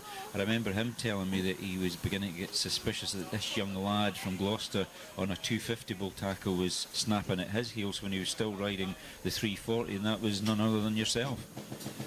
Yeah, I mean, obviously it was, that Vesti was allowed then, I guess, under some sort of license to ride the British Championship.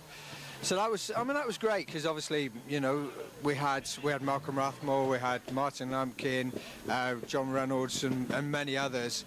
But now we also had Uriel Vestarinen. So I mean, we had, as Great Britain, we had one heck of a array of fantastic riders, and to come into the Adult British Championship at that time with those riders, that calibre of rider in there was just fantastic. And you can learn so much from those guys, because it isn't just all about riding your bike. It's about all the other things that go with it. There's so much of it is mental and preparation and working out.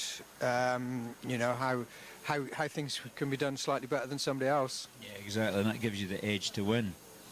Yeah, it does. That is the difference between whoever's going to win an event or a championship, and those people who are sort of going to be 2nd, 3rd, or 10th. Now, obviously, having won the Scottish 6 Days trial, which must be the feather in your cap, there's no doubt about it. Obviously, the one that you really wanted to win was the World Championship, and you competed on the factory Honda at one time back in the mid-80s, riding in World Championships. That was a lot different, or it became a lot different to riding in the Scottish 6 Days trial. Yeah, I mean, obviously I wanted to win the World Championship. It's every young person's dream is to be world champion. That is for sure. Sadly missed out on that with a 2nd in the World Championship in '86. But yeah, I mean, the World Championship has gone further and further and further away from what most of us here would describe as real trials. You cannot deny the skill that those guys have got, but it's not what general riders or the public or whatever you want to call general trials riders. It's miles away from what they want to do. And even here, I mean, obviously I'm doing the service for TRS here, and we've got Spanish riders, and they come in and they say the whole reason they come here is for the sections, because the sections are what they consider to be real sections. Yeah, absolutely right. Now, as a rider, you moved on. I mean, you did work in the motorcycle trade for many years, but all of a sudden, Steve Saunders becomes an importer, a change of lifestyle possibly, and also a career and a way of earning a living. And you're now the importer of the Spanish TRRS brand, which was developed by former world champion Jordi Taras. That must have been a big step. Yeah, absolutely. I mean, we think that riding a bike is a hard way of earning a living, but it's not. It's a very, very easy way of earning a living. And thankfully, you know, within that, I met lots of good people, and thankfully, you know, met Jordi and obviously the other guys that are involved in the TRS project. And we obviously started with the Jossagas, you know, back in 2012, I think it was. And you know, that. Although that didn't go quite to plan, that was a great learning curve for us. So that was what I consider to be my sort of apprenticeship into the import ship world. And then, you know, with the TRS, we've really got a great bike underneath us. And you know, Jordi learnt a lot from the Jottergas experience as well. So we were able to come sort of straight in with a great bike initially, and then just keep developing it. And I love the product. I love being involved in it. I love the sport. You know, nothing's easy in life, but it's a fun. Still, for me, it's the only way of earning a living. Yeah, and how many TRRSs are you actually importing into the country now? Because obviously it started off with quite modest importership level numbers you're doing, but you've got a range of bikes now, and I think you've even got a balance bike for kids, I think, as well, from what I gather. Roughly how many units are you pushing through the UK nowadays? Well, at the moment, it's actually not as high as it probably could be, because obviously, you know, supply of components is a little bit down, and I think every one of us is sort of struggling. You know, all the manufacturers are struggling to get components, so it's not as much as it kind of could be. But we're doing around about 30 bikes a month, which is pretty good. 2016 we actually did 35 bikes for the year. Yeah. So you know, that's really developing. And it's developing at a nice speed as well, so it's a manageable speed. You know, if you've gone from sort of 35 bikes a year to 1,000 bikes the next year, then the growth would have just been too much. But this is growing at a really nice, stable speed, and one you can, you know, yeah, myself as an importer, and also the factory, you know, it's more manageable to cash flow the business and everything. So. Yeah, because you mentioned about the component issue and logistics. I mean, there has been a shortage of components in the automotive industry anyway, because new cars, they needed all these microprocessors. Many of them are made in China, and the pandemic didn't help, and the diversion away from certain factories getting stuff that they're normally accustomed to suddenly getting chopped down. And then, of course, now we've had the lack of tyres. There's been a dearth in that as well, not just Michelin, but other brands as well. You can't get, well, not a case of you can't get tyres, it's just on low supply. And it's a sort of worldwide problem. It's not TRRS, it's not an individual manufacturer, it's the fact that you do bring in a lot of components from different manufacturers, and there has been supply issues for the past 2 years, hasn't there? Yeah, absolutely. I mean, you know, during the pandemic, I mean, nobody really knew what on earth was going to go on, how things were going to pan out, really. I know, you know, when we first got locked down, I had 30 bikes in a lorry that was on its way to us, and we were locked down, and all of those bikes were actually pre-sold. And by the time they'd arrived, every one of those orders had actually been cancelled. Yeah. So we were worried for a little while, but 6 or 8 weeks into the pandemic, and all of those bikes had gone, and then of course each factory was only having, you know, 50% of its staff in if it was lucky. Yeah. So they could only produce 50% of whatever it was they manufactured. So it then since really the middle of 2020 we've not caught up with ourselves quite yet, but hopefully things are, will change now. I mean, worldwide, sort of restrictions have kind of disappeared now, really, haven't they? So, workforces should be all back in, and things should start to get better from now on. Yeah, absolutely. Now, we were speaking to Phil Alderson yesterday, I think it was, or the day before, and I noticed on his particular model of TRRS, he had an electric start on it. So that's a bit novel, really, when you think about it. It is. I mean, we're obviously not the first person to sort of come up with that idea, but as a sort of mainstream two-stroke trials bike, we're one of the few that actually do that.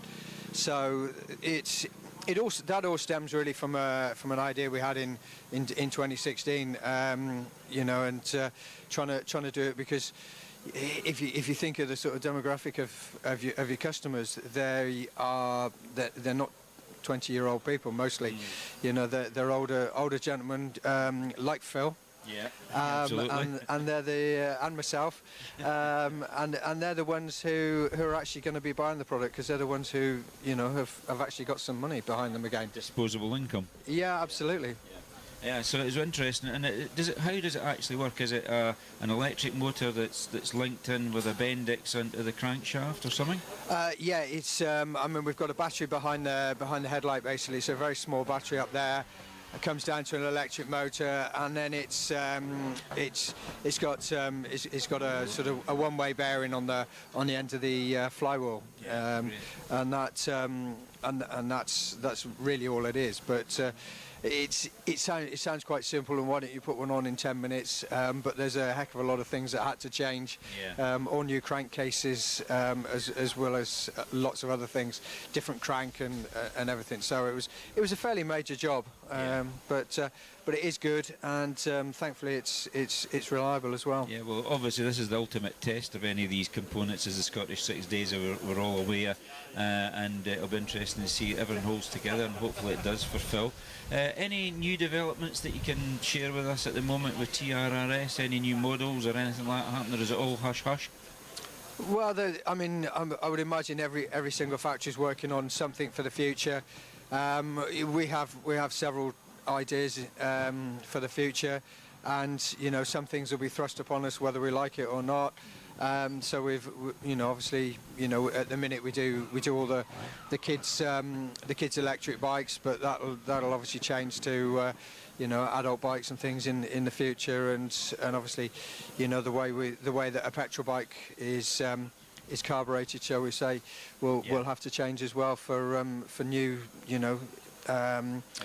emissions rules. Yeah, good. So that's good. And do you still do the balance bikes for kids, or have you stopped doing that? Or was that a novelty, or is that past? No, we still do those, but you're probably a little bit big for it now. But for grandchildren, John, I've got a couple that'll work well. I've got a couple, and we've actually got one coming on the 25th of May as well, another grandson. So there we go. So you never know, they might be TRRS mounted before time. Excellent. But, we need to get on with that then. Yeah, that's right. So no, that's good. And of course, you came into the sport through your father being involved as well, Dennis. Absolutely, yeah. I mean, my dad was Western Centre champion, and he was obsessed with the sport. And a good friend of ours was John Draper as well, who was fantastic at scrambling and at trials. So we, locally we had a lot of people, and later on we had Malcolm Davis, who again was a fantastic trials rider, brilliant motocrosser as well. So we were, our centre at that time was really blessed with some real quality riders. That's right, and of course not to forget his brother Tony, who was maybe not quite so good, but he was always up there. He was always a winner as well.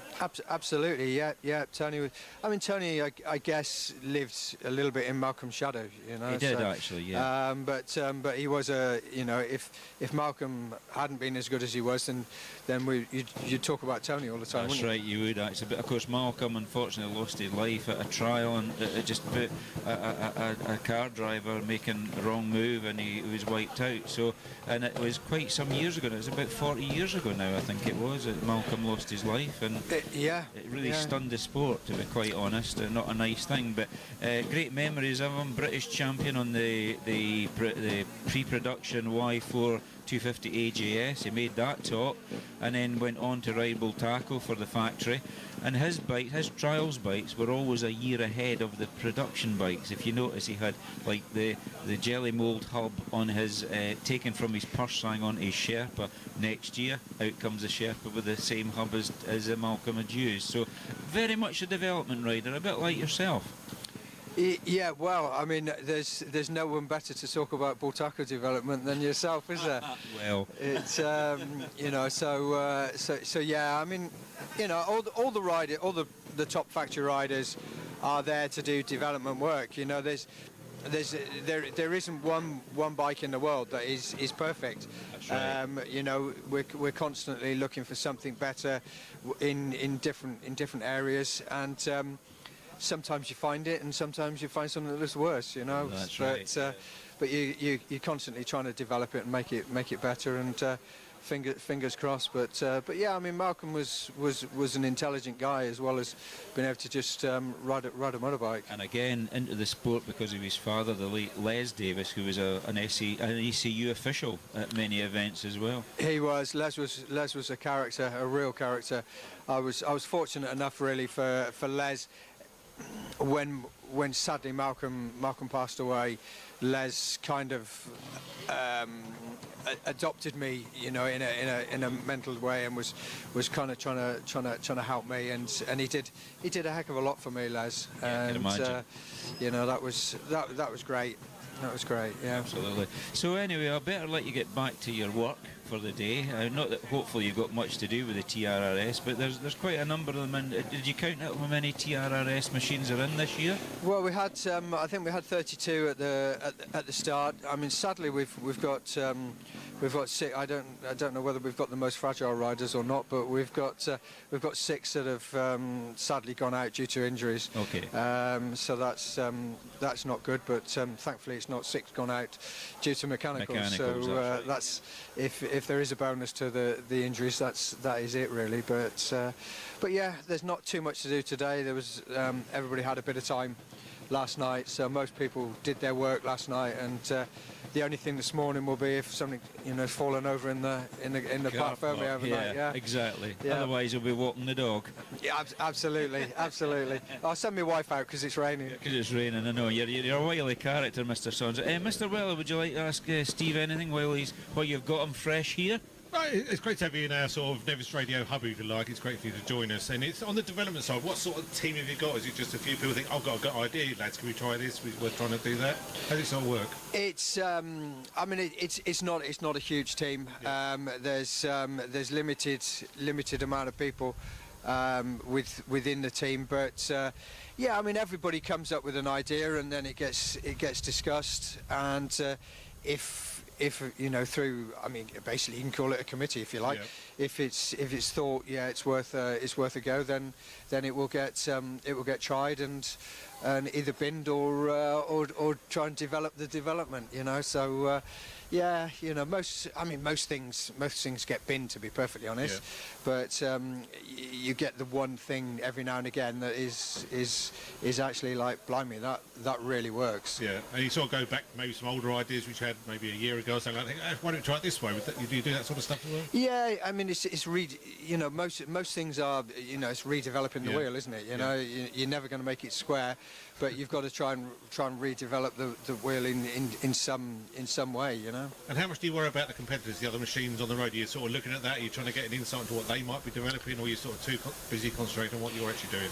Well, the development side of the product isn't really dictated by the other manufacturers. Yeah. But of course the guys who are involved in the sales side of things are of course watching what everybody else is doing, how their sales are going, and you know, making decisions from there, because it's, you know, at the end of the day it is a business as well. So there's no point making something if it's something that nobody wants to buy.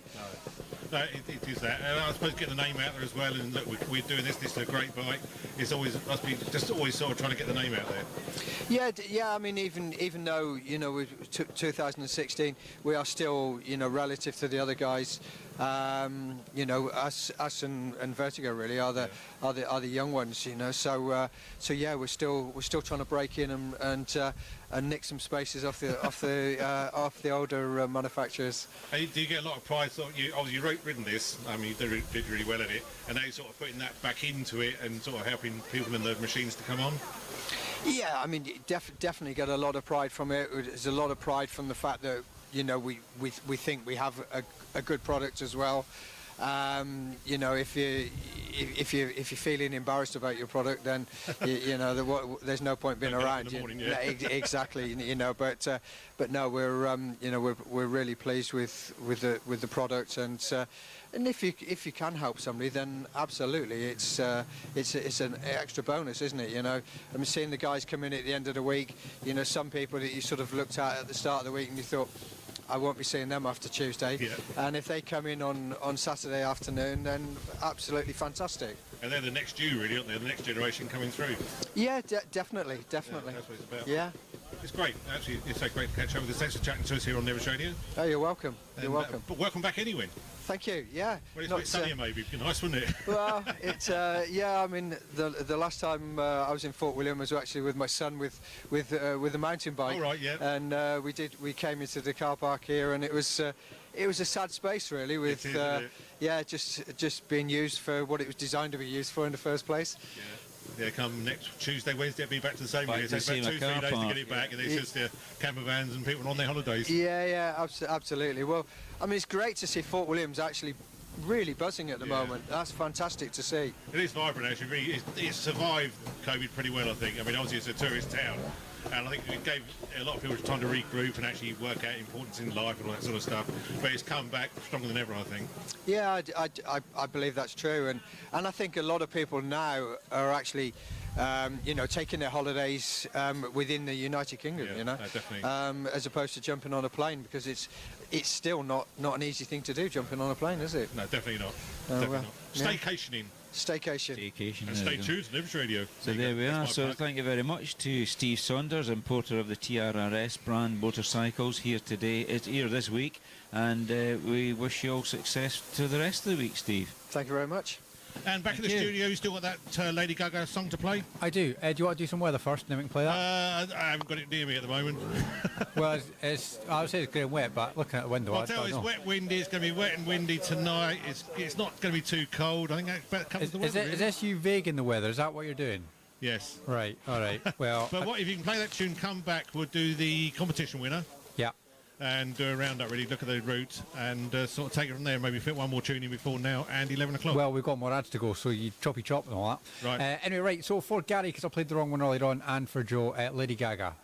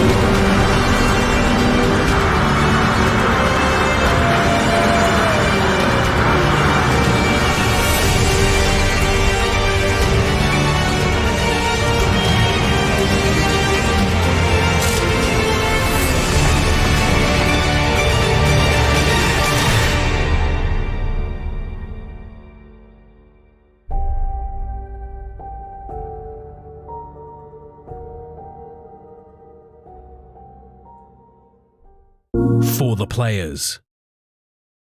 The tyre is such an important part of your bike. It's the only part which touches the ground. And when you get that perfect combination, it's hard to beat. The Michelin tyres have been perfect for me. I've been running the DH22 on the front and the DH34 on the back, and it's a really good combination between grip and rolling speed. It's hard to find a tyre which has both the grip and the durability and not wear out. It means less tyre changing, less putting air in your tyres, less putting tyre sealant in your tyres, and it's just easier for me as a professional. It just does what I want it to do. It's not doing anything funny, and they've been durable. I've ridden them on some really rough terrain and I haven't had any punctures yet, but to last long as well, it's ideal really.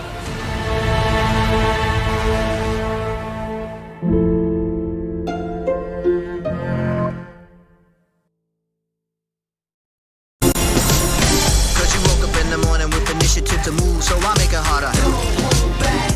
Think about it, so many people do be cool and look smarter. The world time has come to. Cause you woke up in the morning with initiative to move, so I make it harder. Think about it, so many people do be cool and look smarter. The world time has come to.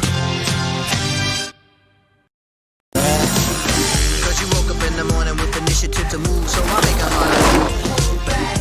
Think about it, so we can cool and look smarter. The world time has come to. Cause you woke up in the morning with initiative to move, so I make it harder. Think about it, so we can do be cool and look smarter. The world time has come to.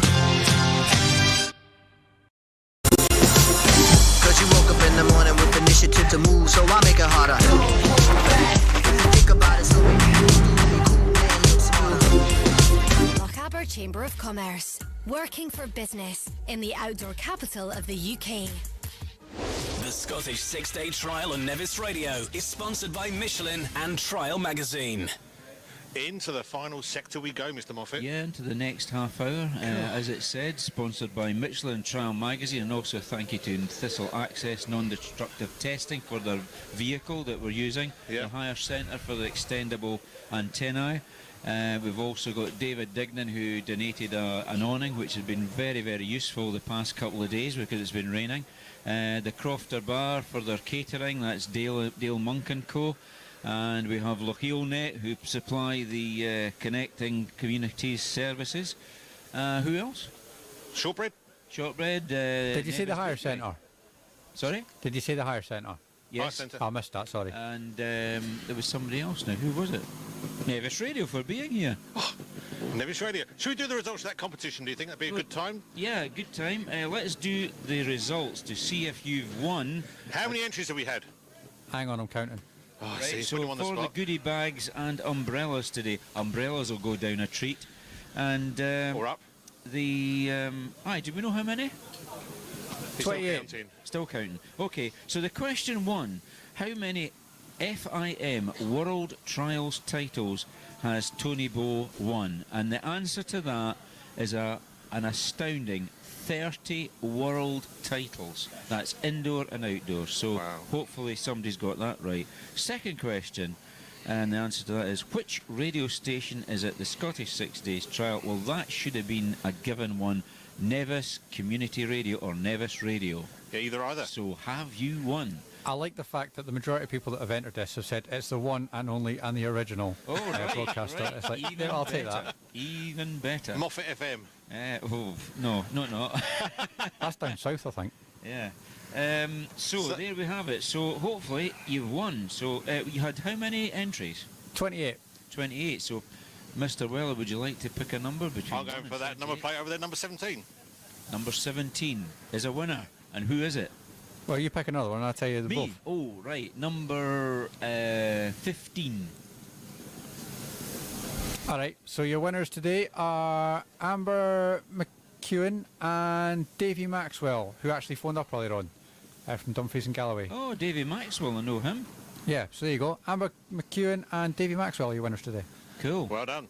Well, I can sort out something with Davy Maxwell, because I could take the winnings back down, because I'll be going to a motocross event at Drumlanrig Castle. He's in the Furset today. Oh, right, okay. So he's out in the Furset today. He's out at Furset, right. Well, I'm going to Furset, but I don't know whether I'd be able to meet up with him, because I'm only going to visit Furset very quickly. But if we're stuck, I can always take it down to the Galloway Motorcycle Club event at Drumlanrig, which they've got 3 greats from motocross coming. That's Roger De Costa, Brad Lackey and Heikki Mikkola, all World Championship motocross riders in the day. And Roger De Costa still working with KTM, believe it or not. Wow. That's some heritage and breed down there that way then, all those world champions. Are we doing lunch today? We haven't done the lunchbox. We do need to have a look at that. I'm not quite fully organised for that. What, for lunch or for... Well, Mr. Moffett's well organised. Yeah, of course he's organised. He's always organised. He is like Mr. Organised. Well, do you want to do the route now? No, I want to know what you got for lunch. Well, he's queued up for your lunch now. I'm trying to catch, because Dougie Lampkin's around, I'm trying to catch his attention, but we'll do the lunch. Lunch. Okay. John's lunch. Shall I hold that for you? We always have this trouble, don't we? In the lunchbox today, on this Thursday, the 5th of May. Oh my goodness, it's a plethora of things. Veggie straws. Are they like they're cheesy flavoured veggie straws? They're kiddylicious, apparently. Ooh. Oh, a bit of juice. Other brands, of course, are available. Blackcurrant juice. Oh, what type of biscuits are they? Vita. Breakfast in a bar. Oh my goodness, what's that? An easy pill. That's fruit. That's very healthy. Fruit's good for you. Here we go. Yogurt? Nope. Thing. Fruit Wriggles jelly fruits. My goodness. Individually wrapped. Cake, a little cake. What's this here? That's a lot of fruit. A lot of fruit. Very healthy. But, as yet, no sandwiches. Probably ham. Oof.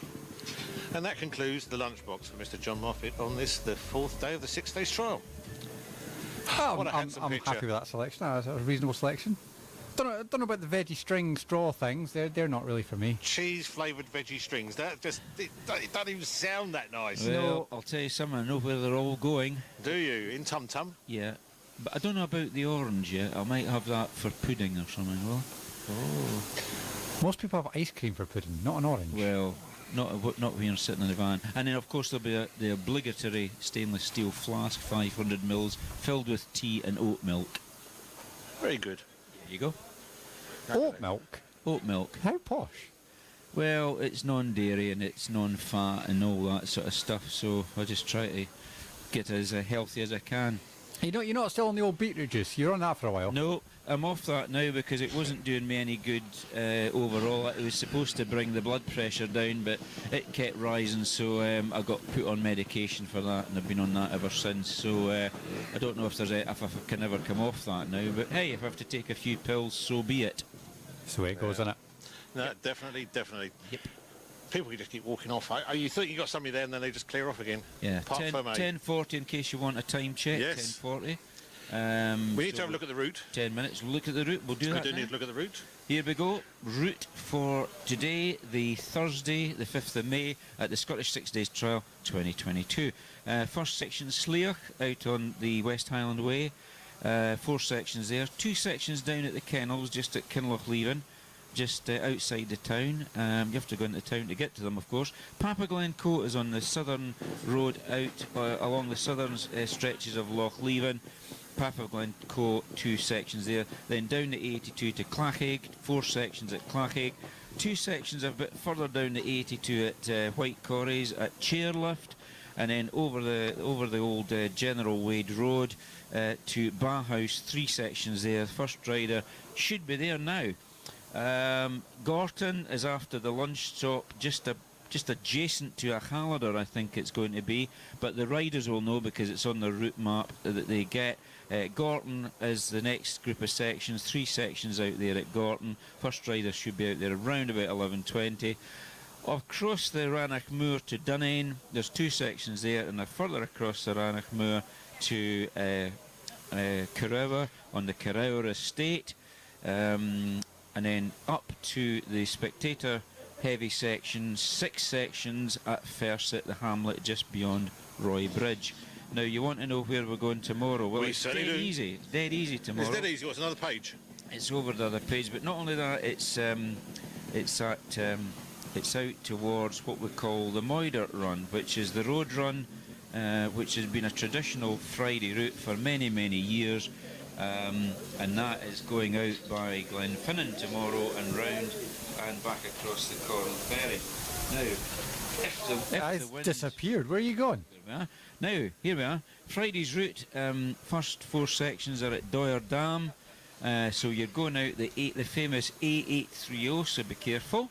Doyer Dam's the first group of sections just beyond Glenfinnan, then round to Loch Eilert to Piper's Burn, just beyond the old Invereilert house, owned at one time by Mrs. Cameron Head, who was a great supporter of the Scottish 6 Days Trial, and where they did some filming for grand tours of Scotland Loch, and I represented trials on that not that long ago. Round to sections 3 at Rochefin, there's 4 sections there, and then down over to Glenuig, up to WD's, named after Willie Dallin, a former clerk of the course of the Scottish 6 Days.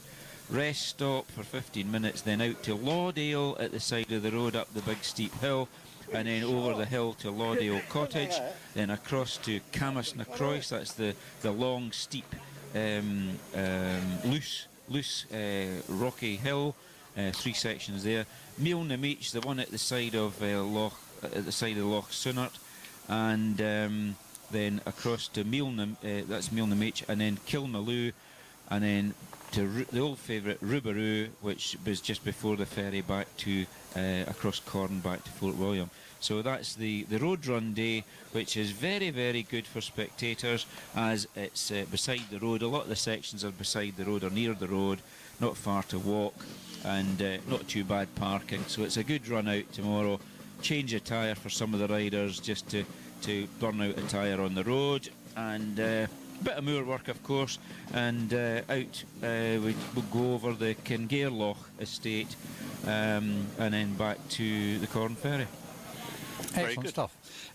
Just a quick mention on that. If people are out and about at sections today and you're taking any videos or photos on your phone, if you can tweet them with a hashtag SSDT 2022, we can maybe get them in tomorrow's footage, which you can watch for free on our YouTube channel at Nevis Radio Official. Brilliant. I sustained a workplace injury. Have you? Did you? Don't say that. I got full paperwork out. Oh my goodness. I went to scratch that on, but a bit of Velcro. Feel the sharp. That's sharp. Oh, that looks sharp. That is sharp. I've got a cuff thing with Velcro on it, and I went to scratch my nose, and I've scratched my face, and I'm bleeding. My shocking. You see what? Don't need any of that. That hurts. No. Would it help for the claim? No, we're not claiming nothing, because I got a full paperwork out. Anyway, you mentioned a photo earlier on, I did. and I say we've kind of had to have a wee workaround to get it on the right feed so we can actually view it. But you can see. Did you what see we're that up one? to. Oh yeah. From Nigel. By Nigel's pictures. Oh yes. That's pretty arty. It's from day one. But you look at you go up and see how sharp that is, and the camera is amazing. Yeah. Yeah. That is good. Have you got the other one on there with the cameraman himself? No, I only found that one. Okay. But that was courtesy of Charles UK, so thanks to them for that photo. As you can see, that is behind the camera, so that is what you're watching. Basically, if you're watching YouTube now, you can see the picture of where your pictures are coming from. Wow. It's all good. There you go. That's the best my complexions look for a long time. Yeah. On the big one. Yeah. That's us back live again. And that's all helped by Mrs. W in that Thistle Access trailer. She's doing all this stuff to bring it to us. Indeed, and powered by Michelin and Trial Magazine. Yeah. No, definitely. I was going to try and catch up with Dougie, but I think he's a bit busy. He's up there, and I sort of decided... Yeah, he's actually leading the trial at the moment. I'd tell you the scores, but they've gone rather damp now. He's got turned to Pappy Mashy, I think he called. Yeah, you should see my local news and weather. This is the last hour. What we could do is we could do with doing a short break just to catch up, and that'll give us a clean run through to 11. Let's do that. It may fit in another tune maybe before then and now, but yeah, that's good. Yeah, I'm going to do a break and then we'll come straight back to you, and then we'll work it out from there. Okay, no worries. Filling in the census is a big responsibility.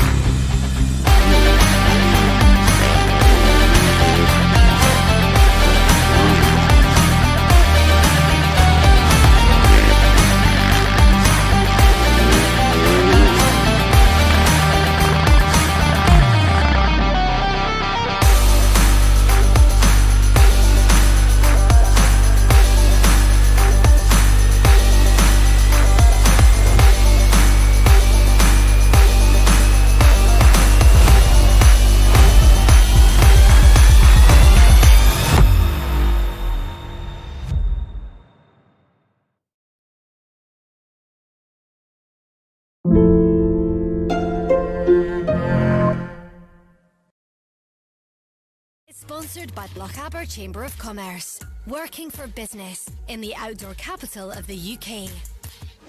The Scottish 6-Day Trial on Nevis Radio is sponsored by Michelin and Trial Magazine.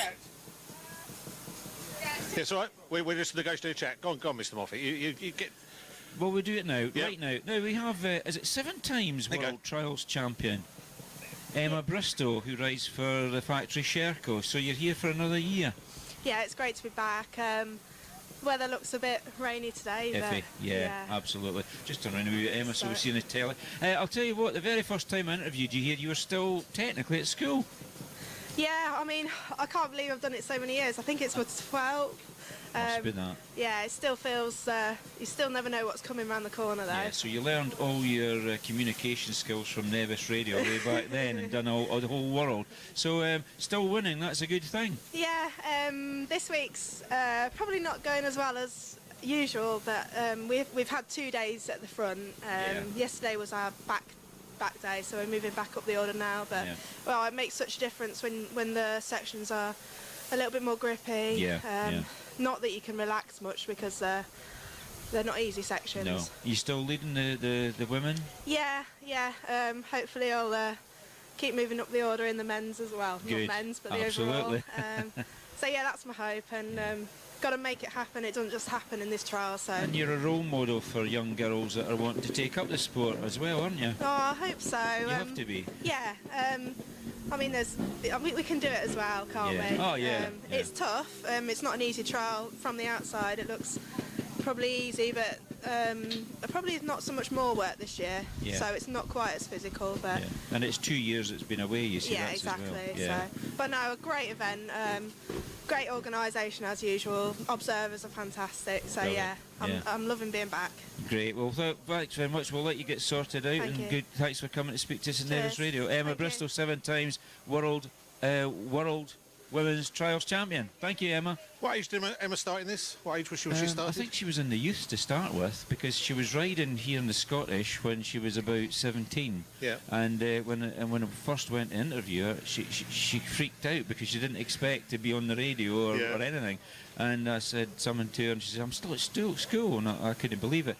So I thought, fine. So of course she just went from strength to strength, got a factory ride, and went all over the world. And 7 times she's picked up the medal at the FIM presentation of awards at the Monaco, at the country club at Monaco with the FIM, and every year she's there in her glad rags with her husband James, picking up the award from the FIM. So 7 titles under her belt. Maybe not as many as Tony Bowes' 30 titles, but 7.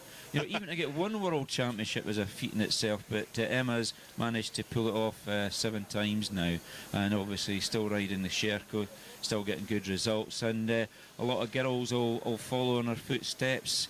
Believe it or not, you know, women in trials is not new. I've got pictures dating back to the 1920s. The great Marjorie Cottle, who actually was a factory rider for Sunbeam, BSA, and Rudge, and she rode in the Scottish 6 days in between the wars. And actually on my trials website, Trials Guru, there is actually a page, if you like, dedicated to women in trials, and I was helped on greatly by Emma and her compatriots to put it all together, and not just World Championship riders but club riders as well, dating away back, and it's really good, and I think it's something that should be encouraged. And as Emma says, she's leading the women, but she's more interested in getting up with the guys to see how far up the overall leader board she can achieve. That's a bit like somebody else in that Thistle Access trailer there. She's always believed in that. A lot of these sports can be equal. Yeah. And there's no reason they shouldn't be, but sometimes it's just hard to get your way through there and people to take you seriously sometimes. Yeah, I mean, I think possibly back in the olden days it wasn't taken so seriously, but when you actually look at the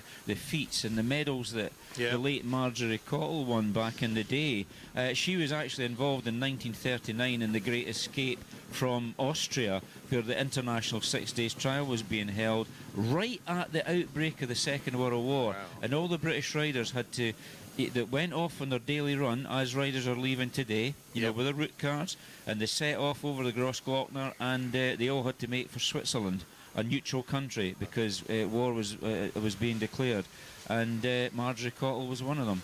She rode a Triumph for the factory at that time, and there's some great pictures of her traversing the Grossglockner, knowing that war was coming, and she actually escaped along with other British riders. It was the British Army had advised them, tomorrow you've got to go where? Home, or get to Switzerland, and then we'll get you back, we'll repatriate you, and they all were repatriated back to the UK as a result. So that goes way back to 1939.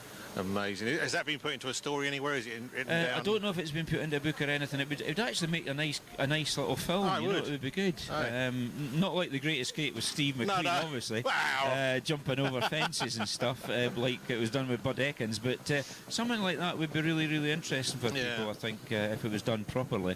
And while it's still in people's memories, that's the main thing.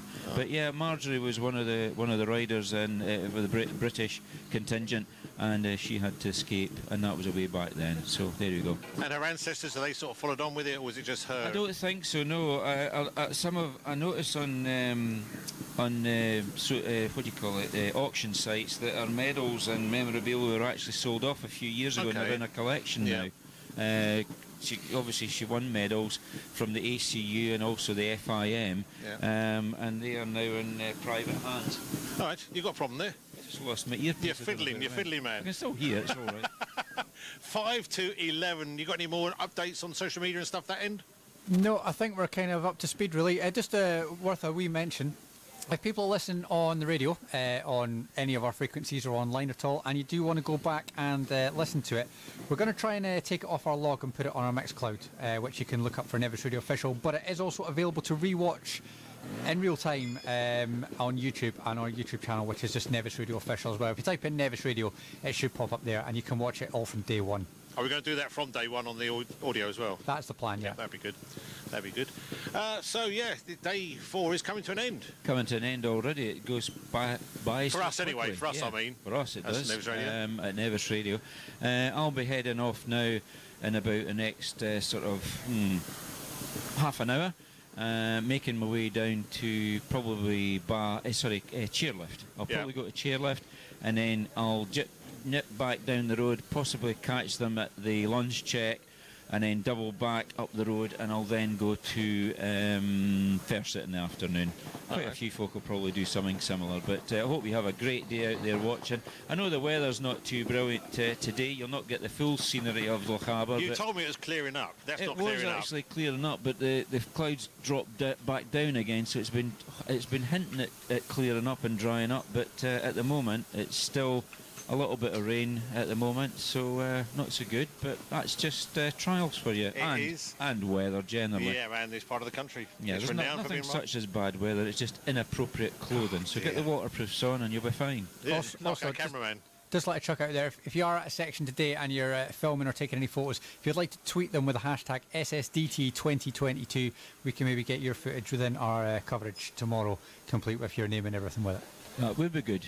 And yesterday I ran out of time, so I'm going to thank the team before we've still got a few minutes left. So the team today, John Murphy, thank you very much. Thank you. Lucy, thank you. Oh, blimey. Mrs. W, you all right? Yeah, Mrs. W, she's all right. Si back at the studios, thank you very much. It's all good. So it's not just what you say, there's an awful lot of stuff goes on behind the scenes to do what we do. And I say we are a community radio station doing what we can to get these pictures and sounds out to you and spread it right around the world. And so wherever you are, thanks for listening and thanks for input as well. Great. There you go, you see? And I've still got time to kill. I just ran out of time yesterday, so I'll do it now. What you got? You got 2 minutes 30 left. Yeah, we can sort of talk something about that, can't we? And as I say, Doug has just gone off about 5-10 minutes ago. Yeah. How's he going to be feeling right now? He's in front. He's in front. He likes it out the front, doesn't he? He'll be up front, yeah. He's out the front, and he probably enjoys that. And but it does put him under a bit of pressure. He can't afford to make any mistakes because the second place man's only 1 mark behind him. So. Snapping at the heels time, I'm afraid. Yeah. So he'll have the yellow number plate on number 67. So watch out for him today, and just watch out for the riders as they go about their trial today, because obviously they will be touching on and off the road from time to time. The conditions aren't brilliant for riding on the road, because obviously a lot of spray off the wagons, etc. So just keep an eye out if you're in Fort William or in Loch Harbour holidaying, because these bikes don't have any lights. They have white front number plates, So it's just be aware of it, that they will be on the A82 today, which is a major trunk road between Fort William and Glasgow. There seems to be a generally large amount of traffic on the roads this morning, so we were just watching that earlier on, and there does seem to be a lot of people around as well, whether it's spectators or just general day-to-day traffic, I don't know. Yeah, okay. It's that time of year, isn't it? It's that time Holidays. Of year. Holiday time. Holidays? Yeah, oh. Holidays already. You got a holiday booked up, which doesn't include motorbikes? Yes, I have a holiday booked up around about August. I'll be off down to Yorkshire this year again. Because we got a cottage down or something? No, just self-catering we're going down to. It's the fact is that I still feel not nervous about getting on a plane. It's just all the hassle, and because of the pandemic, I just decided 2022 would stay in the UK, so we're going to Yorkshire for a holiday. We normally like going to Austria, but it's just the fact you've got to get a plane to Munich and then go to Austria and hire cars and stuff, and we're always just concerned that something kicks off and then you're out there and you're stranded, you have to get back quicker, blah blah blah. So why not holiday in the UK? That's what we're doing. Well, you won't borrow our private jet, we'll fly you to Munich if you want to. Never on all our expenses. Yeah, we'll do it. No, just say thank you for today, Si. I'll foot the bill for that one, won't you? Will I? Oh yeah. Yeah, come on. Yeah. You're a paid member, we're volunteers. I'll put it in expenses. There we go. How's that? It is Nevis Radio. We're with you each and every day here on the 6 Stage Trial down at Parc Ferme in our studios on the Ben Nevis Industrial Estate. Come by, see us if you want to. We'll be doing it all again tomorrow, which will be Friday, the 6th of May. And it's going to be an exciting day, I think. It's going to be maybe a twist in the results. You never know, do you? You never know. Catch you then. From 96.6 to 102.